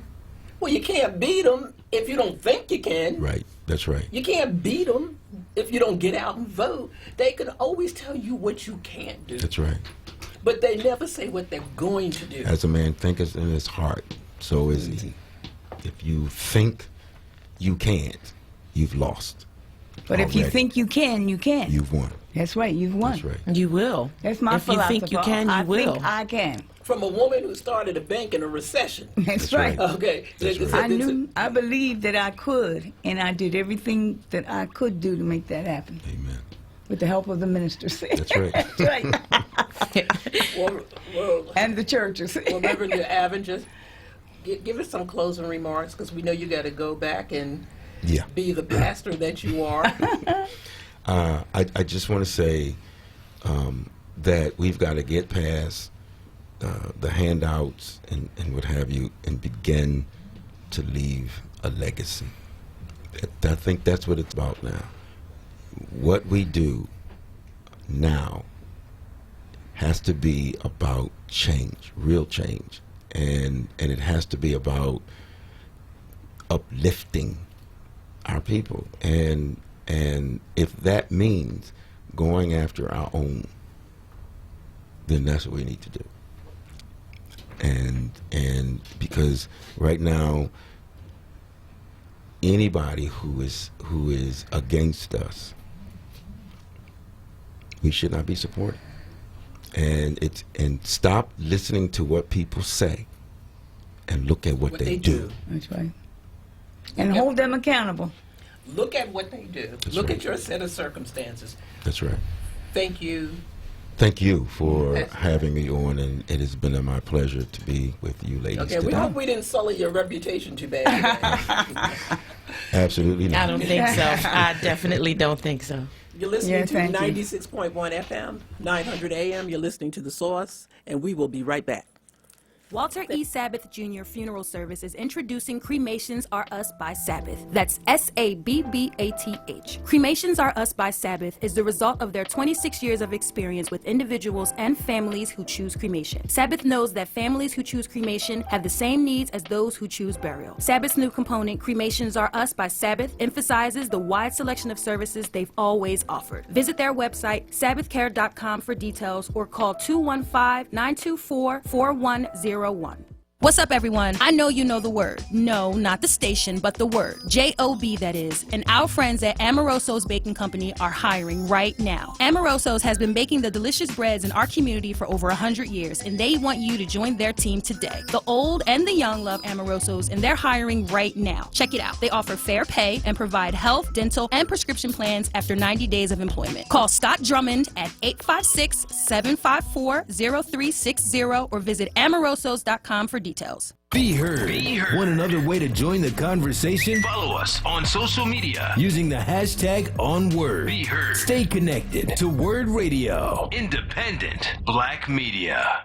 Hi, this is Sandra Dungy Glenn, Democratic candidate for City Council at Large on May 21st. You know me from WURD and my service on the school board and SRC. I'm running because Philadelphia is a city of haves and have-nots. We must do more to move families out of poverty and invest in people over property or profits. I hope to be the public servant to work with you, for you, and be available to you. Push number 77 for Sandra Dungy Glenn, City Council at Large. Paid for by Philly for Sandra Dungy Glenn, Trent Pettis, Treasurer. You're listening to The Source. On Word Radio. 96.1 FM and 900 AM WURD.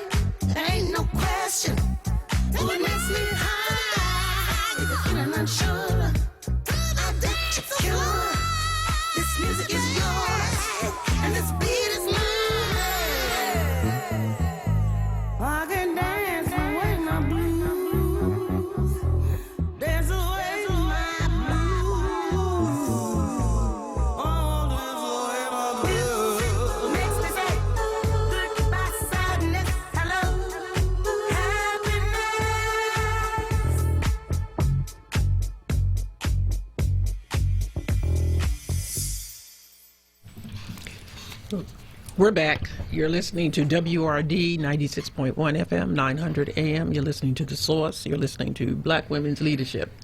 Emma, you Yes. want to talk about Yes. our event tomorrow night? Yes, tomorrow evening from 6 to 9, we are having a judicial forum that includes the sheriff candidates and the register of will candidates. We're looking forward to having all the judges come out from all the different courts and tell us why we should vote for them.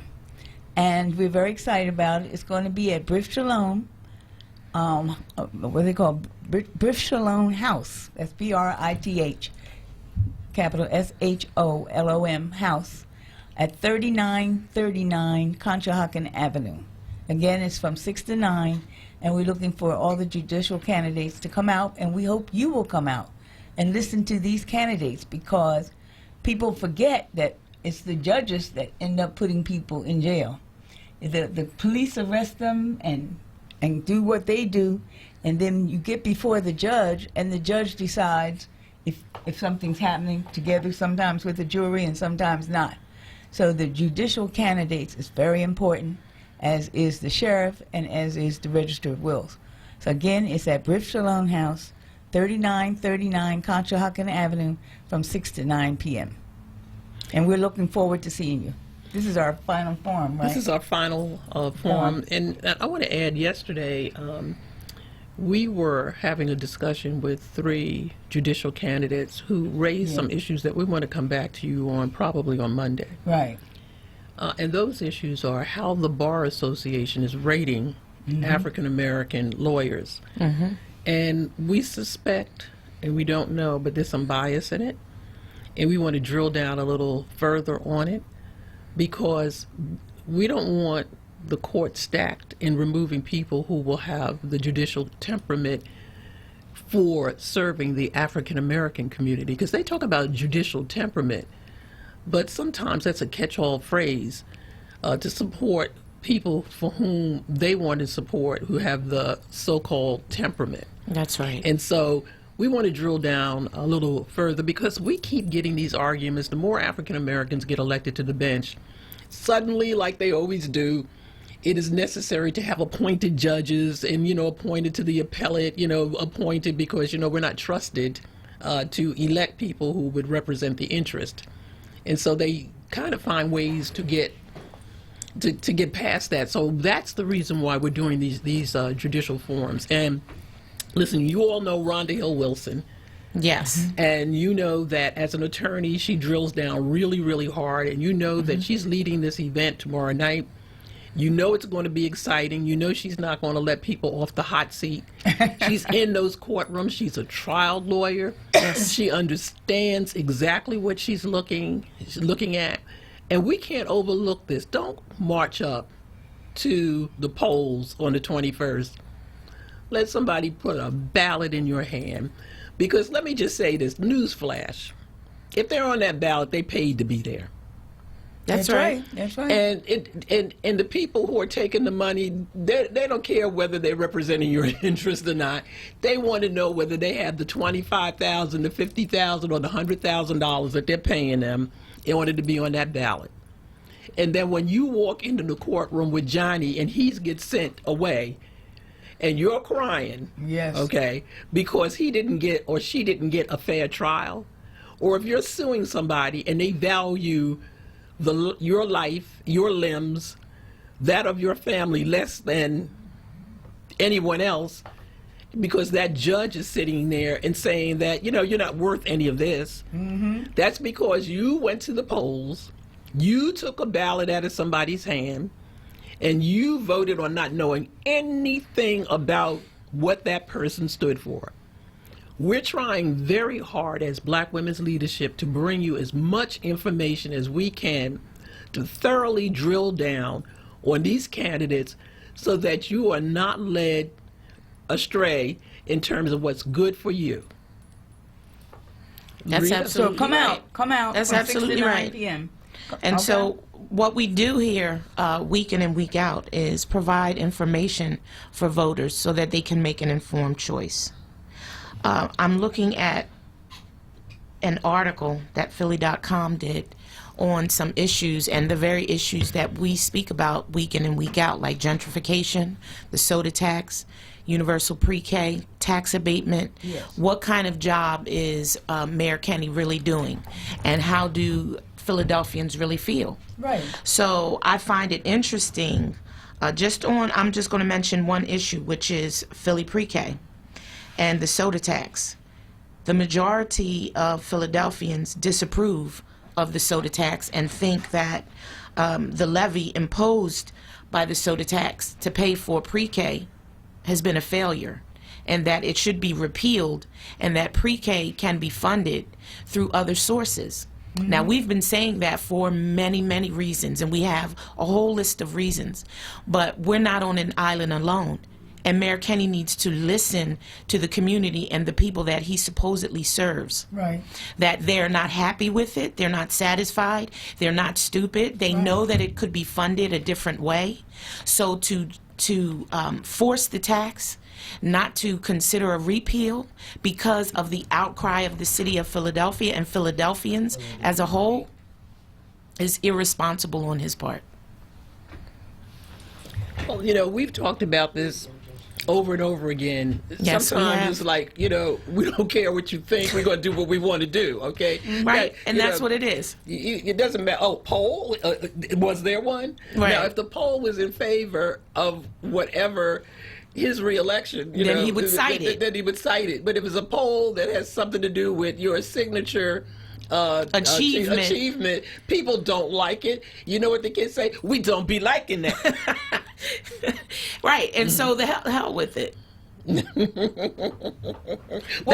heck with it. The heck with it. Right. The heck with it. So what else is on that poll? So also on the poll is, let's see, term limits. So do voters support term limits for city council members?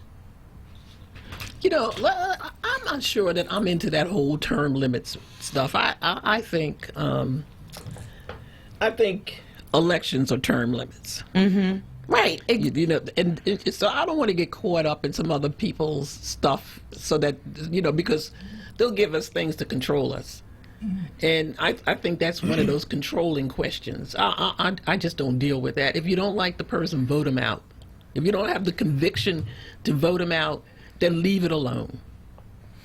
Well, the majority of Philadelphians feel like there should be term limits now. There should be term limits on city council members.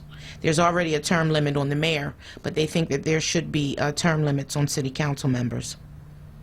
Yes, I read that too, that they're very interested in the fact that some of them stay in those positions a long time, and they continue to do the same thing the same way. Right. But I'm with Joanne. Vote them out. I am too. Just vote them out. The best way to consider the term limit is you got, 4 years, and you can vote someone else in. They don't vote somebody else in. They don't have to be reelected. That's right. And that's so, that's why we're informing the community now, so they know who is doing what and who isn't doing what for the benefit of our community. That's exactly right. Someone just sent me the bar ratings, okay? Uh-huh. And you get, it looks like all of the African Americans are not recommended. Yeah, that's what they do. I've seen that. Janine, Mamasso, not recommended. Sherman Toppin, not recommended. At what court was that one? Teresa Brunson for municipal court, not recommended. Could you please tell me? Oh, and then, see, we're not going to fall into this silliness with them. We're getting... So apparently, when we talked to the candidates yesterday, Joanne, judicial temperament was a big issue for whether or not they were endorsed. Yeah, based on temperament. And did someone? I'm told, and we'll have to drill down. We'll be back talking about this again. Yeah. That they asked somebody's opponent whether or not they had the right temperament. They had the right. Please. Yeah. Did you do that? Yeah. Did you do that? That's definitely a conflict, and everyone knows that. So I'm getting the signal. We have to go to break. You're listening to WRD 96.1 FM, 900 AM. You're listening to The Source, Black Women's Leadership, and we'll be right back. What up, Philly? It's Solomon Jones, host of Wake Up with Word, and we are back, and we still black, doing what we do on WURD 900 AM and 96.1 FM, Black Talk Media. I'm back by popular demand. Need a new mattress? Stop by to see Julian, the mattress man, located at 7421 Stenton Avenue. You deal directly with the owner, Julian, to ensure the best prices on name brand mattresses like Sealy, Posturepedic. Call 215-424-5550. That's 215-424-5550. Join Word Radio in partnership with Philly Tech Week for Decoded, a conversation with Sylvester Mobley, Wednesday, May 8th in the new Heim Center for Cultural and Civic Engagement at the Central Library, 1901 Vine Street from 1 p.m. till 2 p.m. Doors open at 12:30. Word President and CEO Sarah Lomax-Reese sits down with Sylvester Mobley, founder of Coded by Kids, recognized innovator in tech education, and 2019 winner of the Philadelphia Award, to discuss how we can empower the next generation of tech entrepreneurs. You don't want to miss this innovative and insightful discussion. Seats are very limited, so RSVP today at wordradio.com or call 215-425-7875. And remember, membership has its privileges. This event will mark your last opportunity to be entered to win our 4Word member-only Mother's Day prize package. Plus, 4Word members will receive priority seating. Not a member? Start or renew your membership today at wordradio.com. Sponsored by Comcast, NBC Universal, and Pico. Hi everybody, this is Nick inviting you to buy your next car from Jerry and the fellas over at Cardex. See, they're not dealers. They're like a car concierge service. They design a car around you. Almost any make. If it's not on the lot, they'll go out and get it for you. So use my car concierge, where I've already bought 4 cars. Cardex at 116 East Glenside Avenue in Glenside, Pennsylvania. Check them out online at cardexinc.com or call Cardex at 215-886-3230. The Pennsylvania Academy of the Fine Arts presents the James and Jennifer Nixon Symposium, The Art of Collecting, Saturday, May 18th from 9:30 a.m. till 4:30 p.m. The day-long symposium will introduce artists and art lovers to why collecting is important and how to be empowered with the determination, information, and courage needed to collect original works of art. Artist and educator Nashorme Lindo will give an inspiring keynote on art collecting practices by she and her husband, actor Delroy Lindo. Dr. Brittany Webb, curator of the John Roden Collection at PAFA, will also speak. For more information, visit pafa.org. We are progressive and proud and interactive. Follow us on Twitter, Instagram, and YouTube at onWURD. This is Word Radio, 96.1 FM and 900 AM WURD Philadelphia. Streaming live at wordradio.com.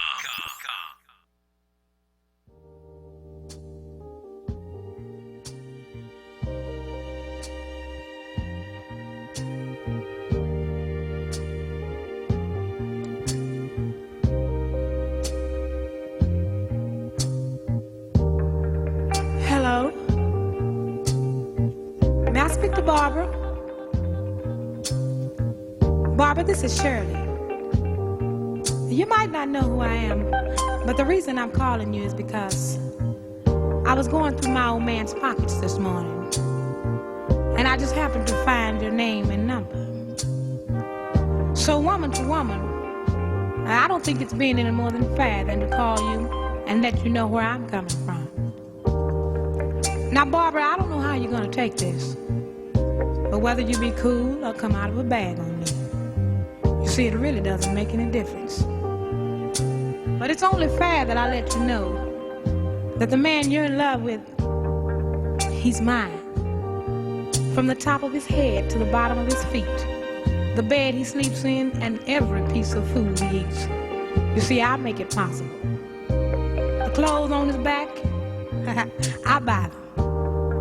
The car he drives, I pay the note every month. So I'm telling you these things to let you know how much I love that man. And woman to woman, I think you'll understand just how much I'll do to keep him. Woman to woman, if you've ever been in love, then you know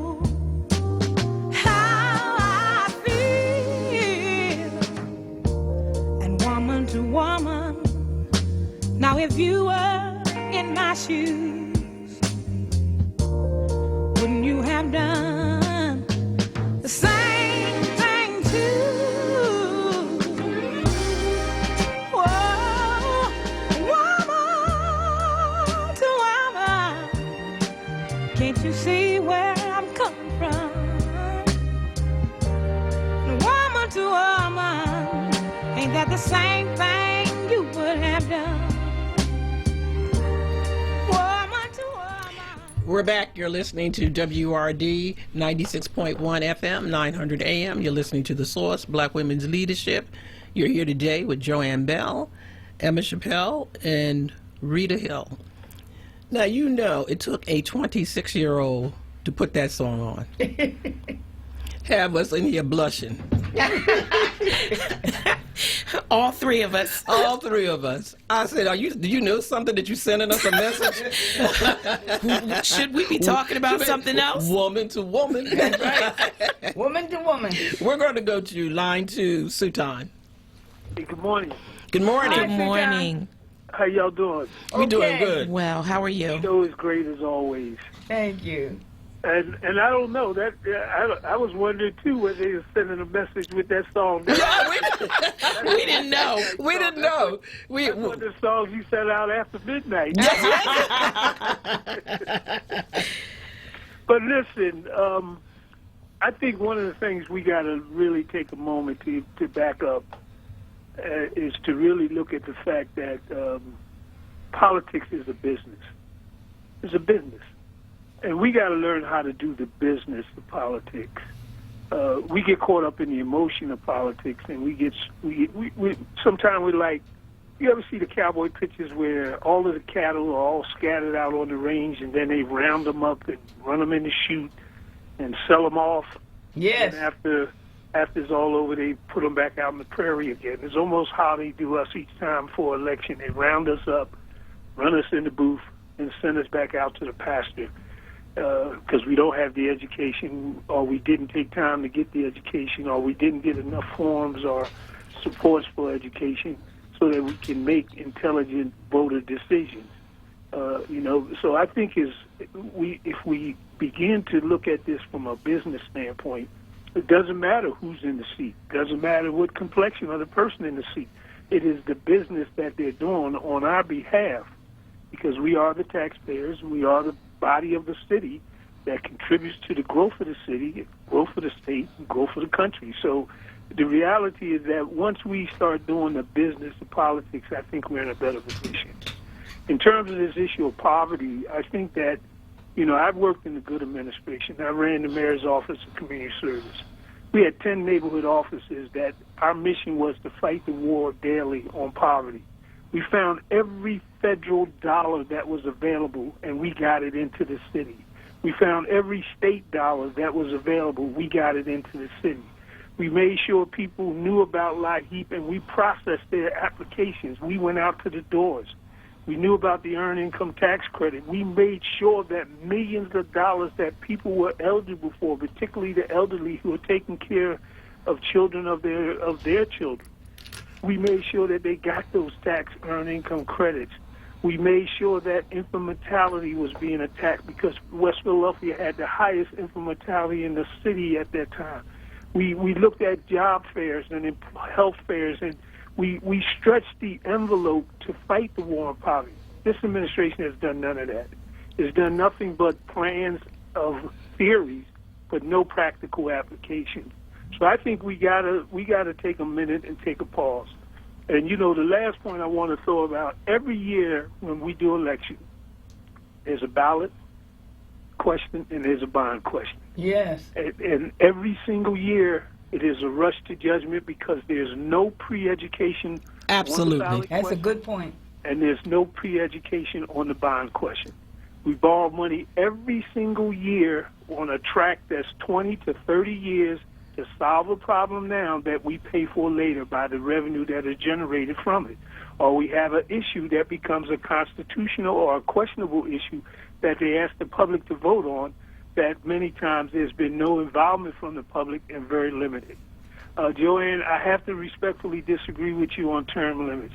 I think term limits should be in place. I mean, if a person can't go in city council and do 20 years and achieve growth and development and build a platform for the next person, even if it's in their camp or outside their camp, I think that we need to reconsider that. You got a councilman sitting there 40 years, Brian O'Neill sitting down. I mean, how do we continue to do that? The point, I think, is that many times people want to run, may not have the money, may not have the wherewithal, or can't muster that support. The incumbents do many good things, and I'm not going to negate that. But I think that Cummings should consider that as a time for the pass the baton, and we shouldn't have to wait till we see the car pull in the cemetery until everybody leaves and then open the Sultan, I'm still figuring that one out, but I also know that we often get an agenda that's given to us that are given it to us by people who have a different agenda. Right. And we fall into it, just like people talk about council prerogative. All of a sudden, when developers want to develop our neighborhoods, the issue about council prerogative comes in. If you don't have a stop sign there to stop them, then they'll do it with impunity.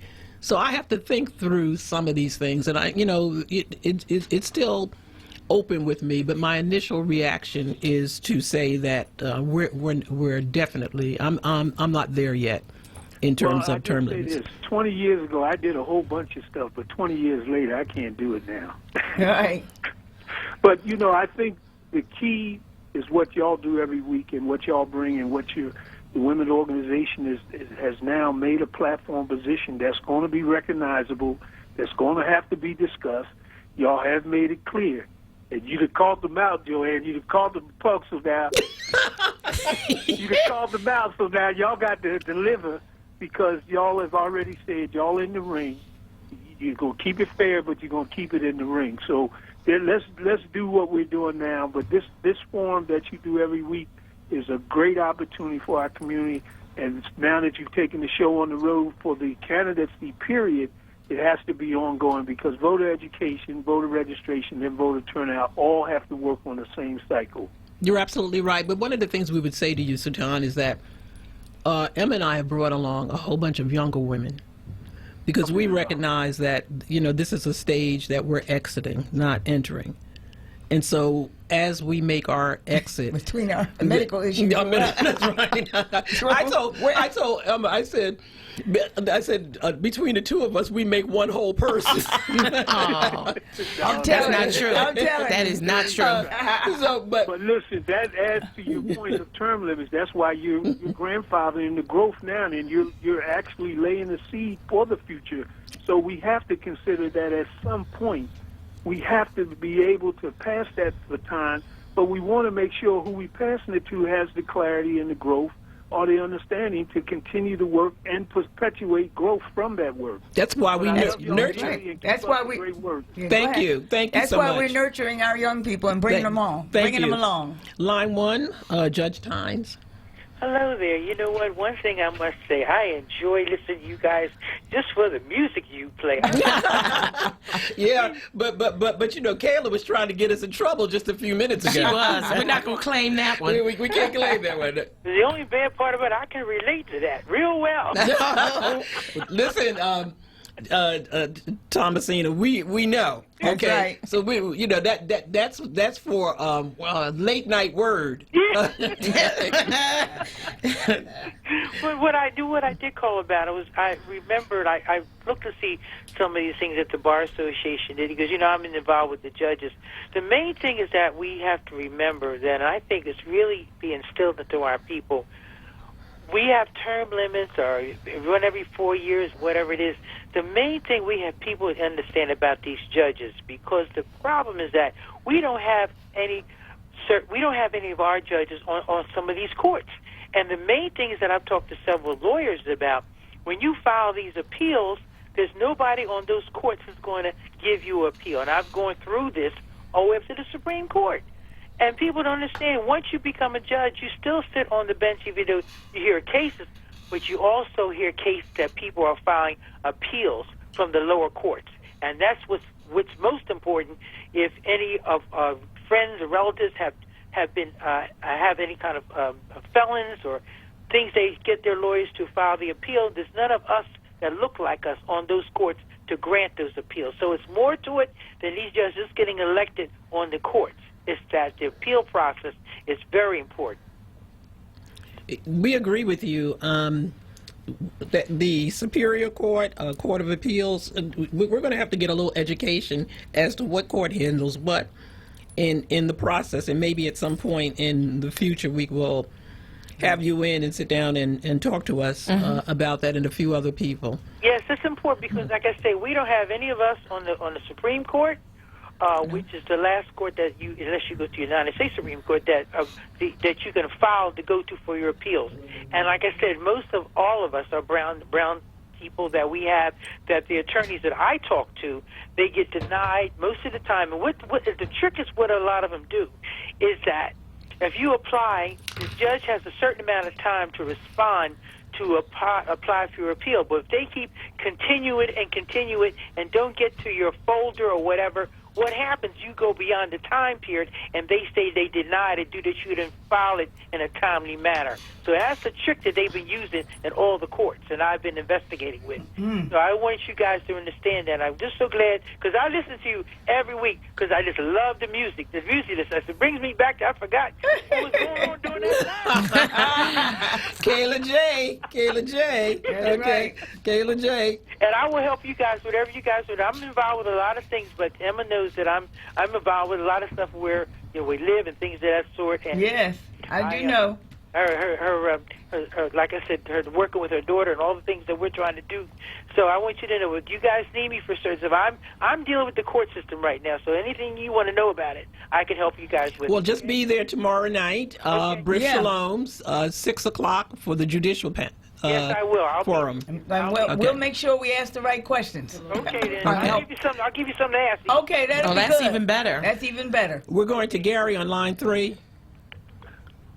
Hello, ladies. Thank you. Hi, Gary. Hi, Gary. I just love your segment. I can't miss it. Oh, thank you. Ladies, man, you ladies keep it so real. You ask the hard questions. You don't give anybody a free ride. And what I wanted to say, when it comes to like term limits, I'll say to a certain degree I'm for that, only because our people aren't informed enough, and we've had too many people in office who have not really done a good job of representing and looking out for us. Right. They keep getting elected over and over again. And over again. And it's shameful. And as far, as a black person being in that office, we have some unique situations that need to be addressed, just like we just talked about the judges. And we need people in there with character and integrity that are going to fight and not be afraid to stand up for us. And so I just want to say, you ladies, man, I don't know, I can't think of another word to describe you, ladies. You're brave, you're outspoken, but you're telling the truth. It reminds me so much of my mother growing up as a young man, because I didn't really have what you call a father at the house, but I had uncles and other older guys. But my mother was a tough little woman, man. I used to think, man, she was the meanest thing in the world. Man. Like, she would tell me, hey, Gary, people only do to you what you let them. That's right. That's right. Hey, come in the house sniffling and crying again and see what happens to you. Exactly.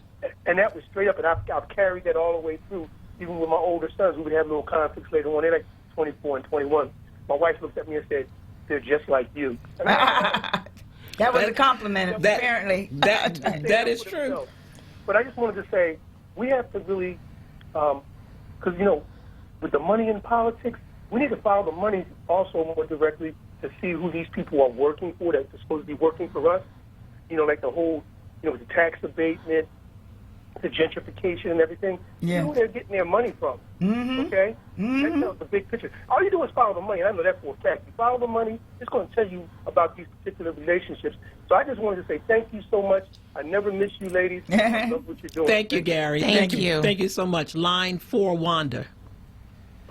Good afternoon. Good afternoon. Good afternoon. Hi, Wanda. To Judge Thomasina Time's point, that's why this morning I got on the phone with I got the ballot from the Black Ministers Conference, and they did not have anyone for Superior Court because they did not know anything. And I gave them a few things about her and asked them if I would send her information if they were considerate, and now she's going on that ballot. And it's very important that those that are higher than municipal and common pleas court, that once we get there, our appeals would be heard with some real thought, empathy, and validity. And on the other hand... Are you bringing her tomorrow, Wanda? The person you're speaking about? Yes, she's going to be there. I'm confirming the judges. I just got the last confirmation for the Register of Wills candidates. So she will be there. Okay, great. Thanks for your help with that. You're not a problem. You know, I'm a member. I'm one of Yes, you are. And I've always been in this struggle and was pretty much raised in Philadelphia by you all in this political Philadelphia circle, although it started in North Carolina for me. However, as far as the bar, we're going to address that. One of my candidates just got finished drafting something for the PHRC, and she texted me and said she doesn't have a problem with me mentioning it. Well, we're going to address it too, because we're going to address bias anywhere we see it. Absolutely, and I know we will, but it's important that she does that, and because she knows as an attorney what the validity is in this. So again, I wanted to thank you all for your leadership and your sisterhood, and now I have to get back to work, raising money and getting these candidates together for tomorrow. Thank you. See you tomorrow. Thank you, Wanda. Line 2, Madeline Dunn.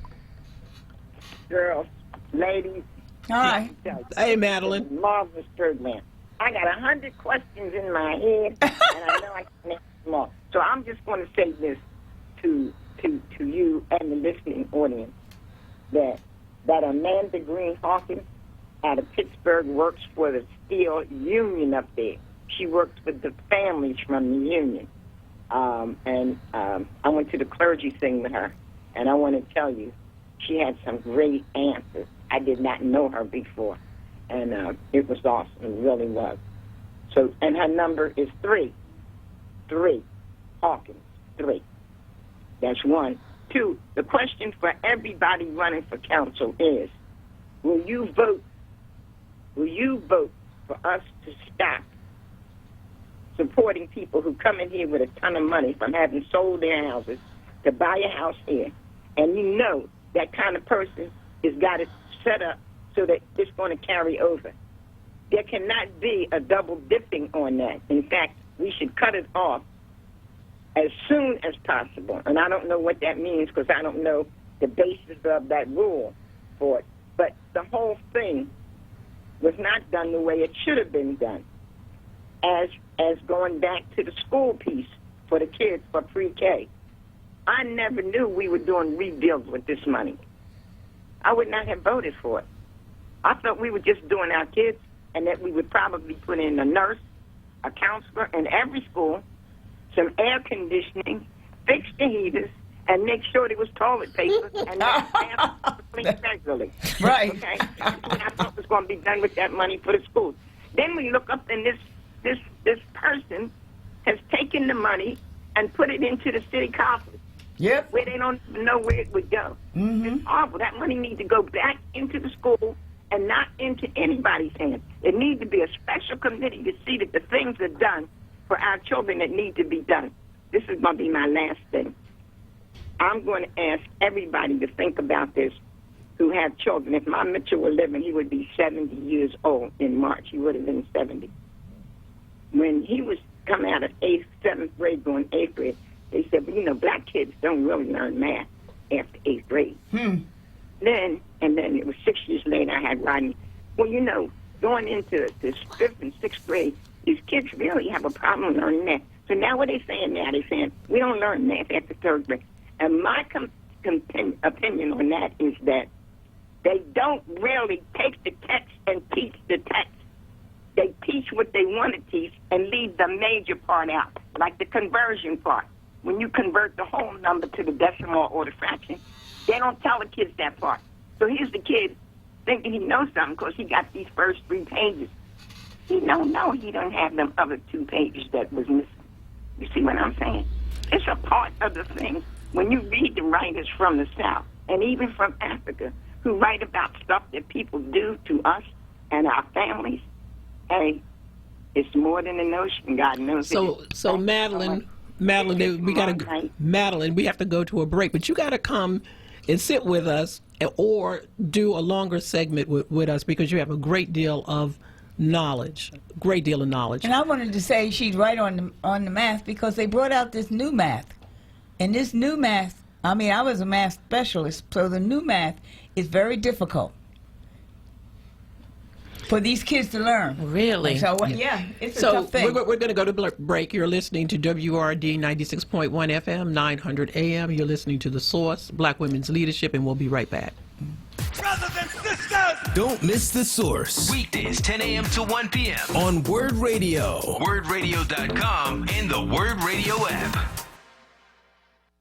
What's cheesy, topped with a fluffy egg and crisp applewood smoked bacon? Easy. McDonald's new $2 breakfast deal. For a limited time, get a flaky bacon, egg, and cheese biscuit for just $2. And if you're craving something savory and sweet, get a delicious bacon, egg, and cheese McGriddles for the same price. Hurry in and bite into this tasty deal any day of the week. Only at McDonald's.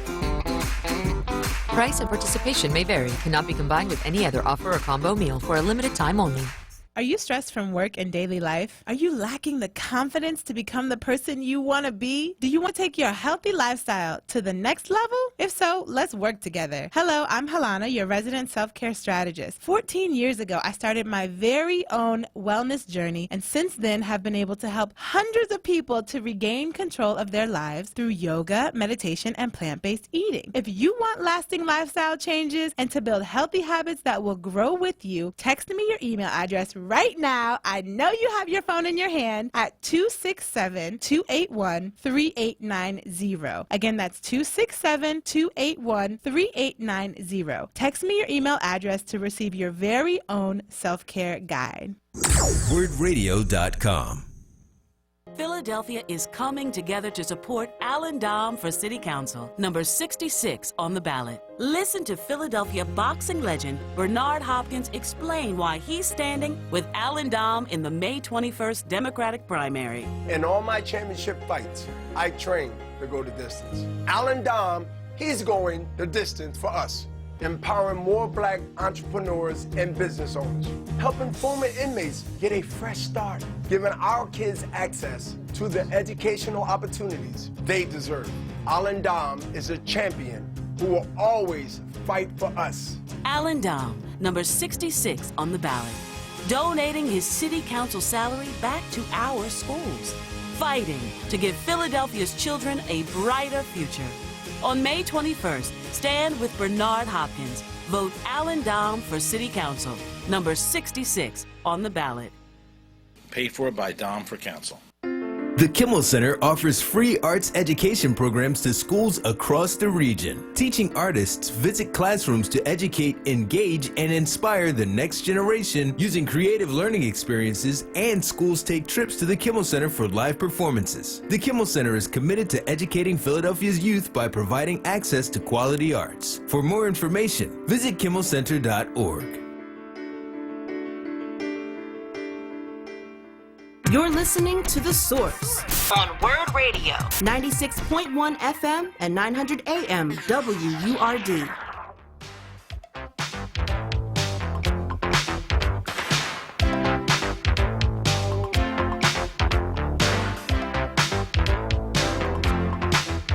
My baby, he don't talk sweet. He ain't got much to say.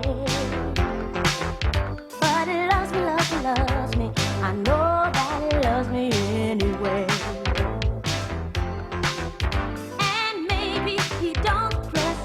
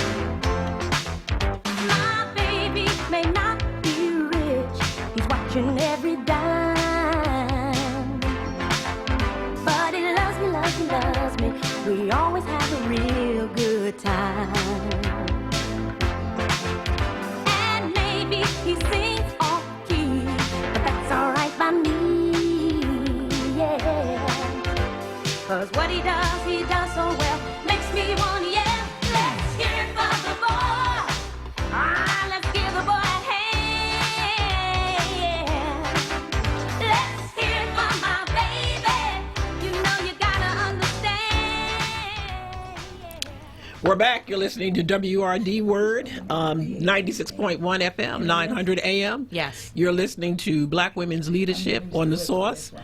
And before we take this next call, on the break, we kind of think Kayla J got a new love. She been playing all this woman to woman. Let's hear it for the boys. We can tell. We can tell, Kayla. Don't deny it. We can tell. Got the hair all doozied up with her and little looking cute good. green sweater on. Cute green sweater on. Yeah. Don't deny it, Kayla. All right. Play one more love song. Play one more love song. And we will be convinced. That's right. We will be convinced. See, your secret is out. It's over. It's out. We outed you. Love songs? Yeah, okay. All right. Okay. All right. For weeks and weeks and weeks, not one love song from you. And today we have 5 of them. Yes, all them love songs. Woman to woman. We need to bring Dr. Marquita in for the love hour. That's right. The love doctor. For the love doctor. Line 1, John. Hi, John. Did we throw you off, John? Talking about the love Sorry, doctor. John. Hello? Yes. Yes. In our neighborhood, we don't have one mom and pop store. Nobody talks about this. Everybody lives on it. Now, one and pop, we can't buy a loaf of bread or a bottle of milk unless we get it from a foreigner. That's terrible. The money stays in the community 6 hours and it's gone. Does it stay that long? 6 hours. That's terrible. I thought it was 2. Well, that's worse. Next year it will be nothing. But everybody lives on us. If you can't feed yourself, you can't free yourself. And that's terrible. The money, we got 6 banks. I mean 2. It was 8. Where did the minister, where did the preachers put their money at? You're talking about United Bank, right? It's 2 left out of 6. Yeah. And I know. terrible. I know. We actually had 8. Yeah, but we never talk about economics. We talk about economics all the time. That's what we're talking about. But we spend $1.3 trillion and you can't have a mom and pop store in Philadelphia. Philadelphia is the 5th largest, biggest city in the country. We got one. And everybody lives on black people. That's terrible. But nobody talks about it. I called a talk show host up and told him we can't feed ourselves. He told me about a restaurant. You can't buy eggs and milk and eggs from a restaurant. You can't even play a lottery. We can't even play a lottery nowhere. That's sickening. John, it starts with access to capital. We spend $1.3 trillion. Is that enough money for people to spend? Where does that money go? Well, it sounds like you would be a supporter of... I'm supportive of telling the truth. Right. But listen to what I'm saying. It sounds like you would support a local business. But there's a... I'm trying to support. We can't even... I want to buy a loaf of bread and a bottle of milk. Where do I go? Right, but there's a bigger picture and there's a bigger issue. Than feeding yourself? No, what I'm saying is that there have been many African American owned businesses in our communities. Right, we have to patronize them. Right. We have to patronize them. We have to support them, and we turn away from them because it's like the crabs in the barrel mentality. We don't want to see success in our own people. What I'm saying is, it's getting worse. If the money don't stand there but a couple hours, we're being exterminated. What the children watch that. The children in the black community watch. They can't buy a loaf of bread and a bottle of milk unless they go to a foreigner. That's terrible. I ain't talking about it yesterday. I'm talking about what we have to do now. So how do you plan to do something about it? Get together, get a chip in and buy. Start with a mom and pop store. We buy one. We get together and go to a mom and pop store. They don't cost that much. And stick it in the black community. That way we can start at least feeding ourselves a little bit. So if we were to announce at some time in the future that we are going to put part of that. Okay. Yeah. Okay. Kayla, put John down. Thank you, John. Thank you for your call. Thank you so much. No, I think he's got the right point. He does. He does. I think he does, and He but I absolutely think that does. but I also think that when we raise the question, we got to put the money up, and we got to put the money where our mouths are. Yeah, and we have to acknowledge that we've tried these things in the past, and we have not supported one another, and that's why there are no more African American grocery stores in our neighborhoods. I grew up with a grocery store in my neighborhood, and everyone supported it, but at some point we stopped. But here's what, and you hit it on it's the crabs in the barrel. It's the crabs in the barrel mentality. Because if you talk about other ethnic groups, they are willing to do all of the things that they need to do for collective buying. They will even all live in the same house and invest their paychecks to build a business because they can see down the road. But you put us in a house together. Well, first of all, we don't want to live together, and then if Aunt Mary shows up with a new pair of shoes, you swear that's your money that went into it, and then you're not speaking to Aunt Mary anymore. That's right. And all of the things that divide us because we will get angry with each other. We won't. There will be so much distrust Instead of support. Instead of standing up and supporting, I can get more naysayers to tell me stuff. You know, if somebody seems to lift themselves up, all I will hear about is, well, they ain't doing anything for nobody, and you know that's and they're just doing it for themselves. That's right. Yeah. You hear that all the time. You know, so it's in our behavior. Now, I don't know if that's a leftover vestige of slave behavior, but it is there. Of course it is. It's a legacy of slavery where this person was able to stay in the big house and the rest had to be out in the field, and so there was distrust about what the person in the big house was telling the master and all of the other things that come along with building trust among each other. That was taken from us, and we were pitted one against the other. That remains in our DNA, and it's passed down. It's right here in the city. West Philly against the Northwest, and the Northwest with South Philly. Yeah. And then they clutch their pearls and say, I don't know why these kids are shooting each other and why they're I was so just going to talk about the violence. divided. Don't leave out the violence also that's taking place in these small mom and pop stores. The kids are afraid to go in there for fear somebody will come in and try to rob the place and stick them up with a gun while they're in there. So that's the other reason why the mom and pop stores are suffering. But it all goes back to economics. Other community take the chance because that's their businesses. And we need to find a way to make our mom and pop, those people who want to run those stores, we need to help find a solution for them to get capital and to get the stores, but also have some protection. To encourage all levels of business. That's right. You know, that's right. All levels Right. levels of business. We take 10 steps forward and then 15 back. Yes. There was a time, you know, someone who you knew, the Beatrice Foods guy, who's dead. He owned one of the biggest food distribution companies in the world. Mm-hmm. We made many strides. Coca-Cola Bottling Company with Dr. J and Bruce Llewellyn. They started making these strides, and then you take 10 forward and 15 back. Mm-hmm. Let's go to line 2, Yusef. Yes, good afternoon. Good afternoon. Hi, Yusef. Hi. Yeah, I wanted to respond to the previous caller when he was complaining about, you know, the lack of mom and pop stores and they can't get no milk and eggs. Yes. Sure. Yes. It's somehow, in 2019, all people of color, melanated people, still don't realize we got to start living off the land. We got to stop leaving alone these animals that they've been living off of. Myself, I grew up in foster care.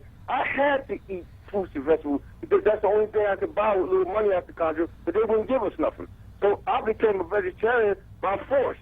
Now, these people keep thinking that, you know, from slavery when they was given the remains of dead animals, pigs and whatnot, it's okay as long as you got your own store. No, it's not okay. We got to start getting our own land, provide for our own places of farmers market if necessary, and leave these animals and parts of animals alone, because that is part of the problem. That's what got us on dialysis, diabetes, in and out of clinics and hospitals, because you're feeding stuff in your body that doesn't belong in there.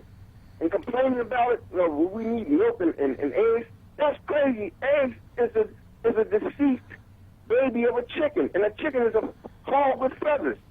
Now, get away from that stuff. Start living out the land like we originally was before that thing came from over Europe and invaded us and forced that stuff on us. Well, I would imagine, Yusef, that John was using that as a euphemism of what we would need to buy in a store, and not necessarily the milk and the eggs part. I think people will choose the diet that they want, but we hear you, and we ought to eat healthier. And for those of us who have the knowledge and stuff, we suggest to people like yourself who obviously is in good health as a result of a great diet to be a testimony to our community about doing it. It's a learned behavior. And so we need to share our stories, and I think that your story was is a good story, and your point is a good point. Thank you. I was coming home yesterday. We drove by a spot near my house, and I saw that they took a piece of land and started creating a vegetable garden. And I was so impressed because the vegetable garden, I don't know who's doing it, but they had rows of vegetables that they had planted, I guess, for the people in the neighborhood to be able to access. This is really good. Mm-hmm. Right on, what was it, on Belmont Avenue, right off of Belmont Avenue.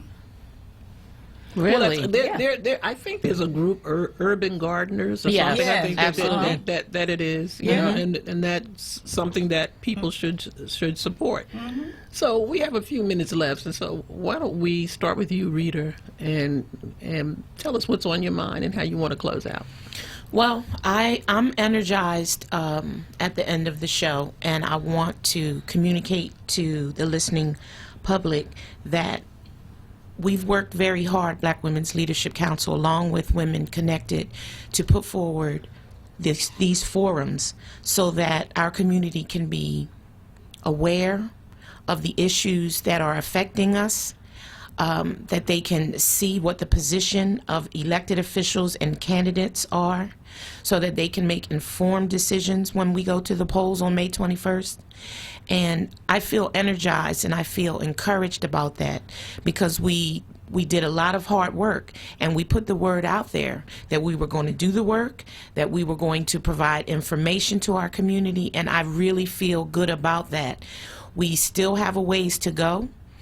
We have the forum coming up tomorrow. I want to encourage the community, please come out so that you can get information and be informed. But I feel good about that, and I just want to say thank you. Tell them again where to go. Go to Brith Shalom on Conshohocken Avenue from 3939 Conshohocken Avenue from 6 to 9. It will be judicial candidates. The sheriff and the register of wills will be there to answer questions. So please come out, be an informed community, be aware of what's going on and the issues that affect our community, and be involved. So I feel encouraged today. And I think you should talk about the Register of Wills, how important it is, because we've had experiences where we've seen that position is very important in this city and people take it lightly. Especially because of the gentrification and the tangled titles that are going on. The Register of Wills is a very important position. We're going to take a quick break and come right back. You're listening to WRD 96.1 FM, 900 AM, and we'll be right back. Brothers and sisters! Don't miss The Source. Weekdays 10 a.m. to 1 p.m. on WURD Radio. WURDradio.com and the WURD Radio app. Join WURD Radio in partnership with Philly Tech Week for Decoded, a conversation with Sylvester Mobley, Wednesday, May 8th in the new Heim Center for Cultural and Civic Engagement at the Central Library, 1901 Vine Street from 1 p.m. till 2 p.m. Doors open at 12:30. WURD President and CEO Sarah Lomax-Reese sits down with Sylvester Mobley, founder of Coded by Kids, recognized innovator in tech education, and 2019 winner of the Philadelphia Award, to discuss how we can empower the next generation of tech entrepreneurs. You don't want to miss this innovative and insightful discussion. Seats are very limited, so RSVP today at WURDradio.com or call 215-425-7875. And remember, membership has its privileges. This event will mark your last opportunity to be entered to win our 4WURD member-only Mother's Day prize package. Plus, 4WURD members will receive priority seating. Not a member? Start or renew your membership today at WURDradio.com. Sponsored by Comcast, NBC Universal, and Pico. Witness the legendary ladies of Motown, Mary Wilson and Martha Reeves, as they take the stage at Sugar House Casino Friday, May 17th. Tickets are on sale now at sugarhousecasino.com. Gambling problem? Call 1-800-GAMBLER. Support independent black media and join the Forward movement now at 215-425-7875 or visit wordradio.com. Hi, this is Glenn Ellis. Please consider joining me on Friday, May 10th at Harambe Institute from 6 to 10 p.m. along with motivational speaker Kevin White and State Senator Sharif Street. It will be an evening of black male empowerment, the first male health summit. Friday, May 10th, 6 to 10 p.m., Harambe Institute, 640 North 66th Street in Philadelphia. You're listening to The Source on Word Radio. 96.1 FM and 900 AM WURD. Oh, sucky, sucky now. Hey! Come on, baby. Hey there, sugar dumplings. Let me tell you something, girl, I've been trying to say now. You look so sweet and you're so doggone fine. I just can't get you out of my mind. You become a sweet taste in my mouth now. And I want you to be my spouse so that we can live happily now, in a great big old roomy house. And I know you're gonna groove me, baby.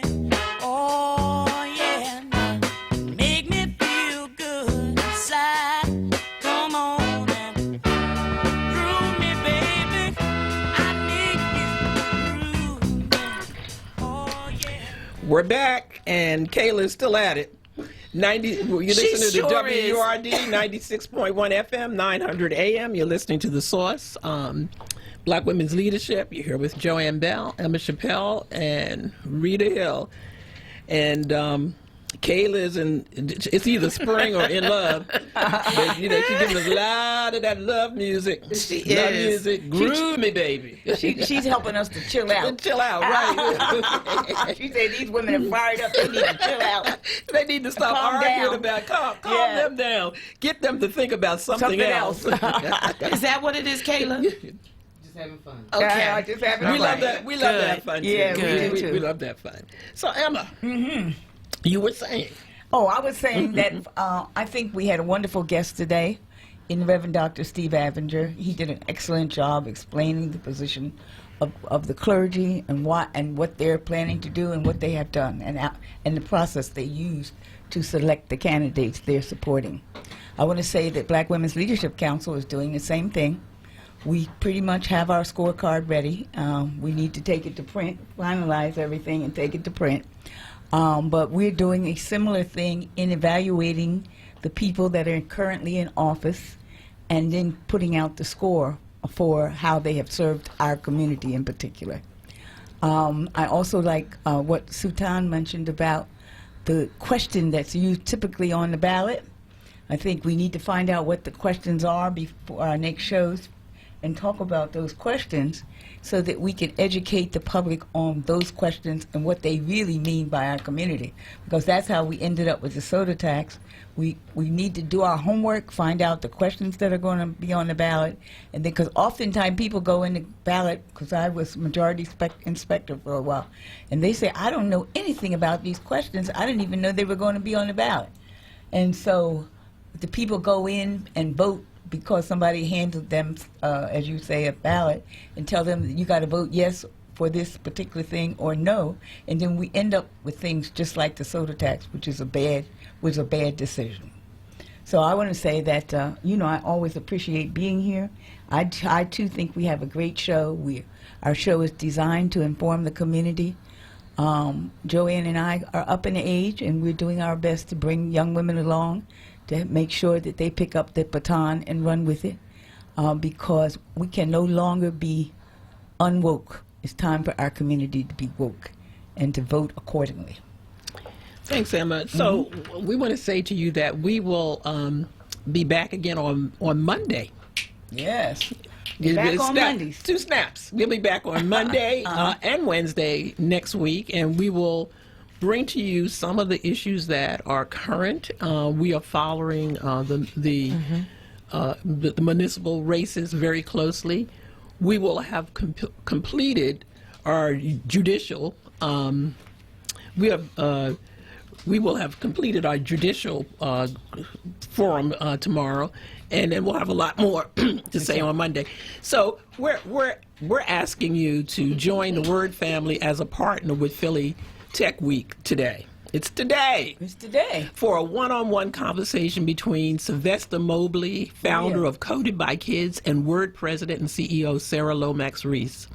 As the 2019 winner of the Philadelphia Award, Mobley has been recognized as an innovator in tech education. His mission is to ensure that every child has support, resources, and opportunities to build the next Google, Microsoft, and Facebook, regardless of what they look like or where they come from. Come listen, learn, engage in a powerful discussion about the next generation of tech entrepreneurs. And we think that's real, real important. Absolutely. We really do. I mean, if we're ever going to catch up, our kids have to really be involved.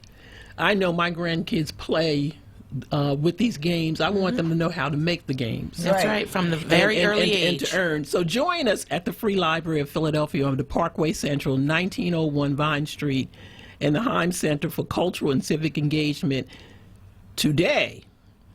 Let's see, it's from 1 to 2 p.m. So hurry up. You better get out the house right now. It's and it's being broadcasted live, so I'm going to listen. And so please do go to wordradio.com. And is it going to be on the radio? Yeah, Word Radio. Is it going to be on Word TV? No. Okay. Just come to Word Radio and please listen. And if you can get out there, leave now, go, please. And so, are we down to the last few minutes yet? Yeah. Yes. Okay, we're going to have some more of that love music going out. No love music. Okay, what you going to take us out with? Some James Brown. Ooh, I feel good. No. It's too funky in here. Oh, excuse me? It's too funky in here. So make it funky? No. All right, we'll see you on Monday. Bye-bye. Bye-bye. Bye-bye.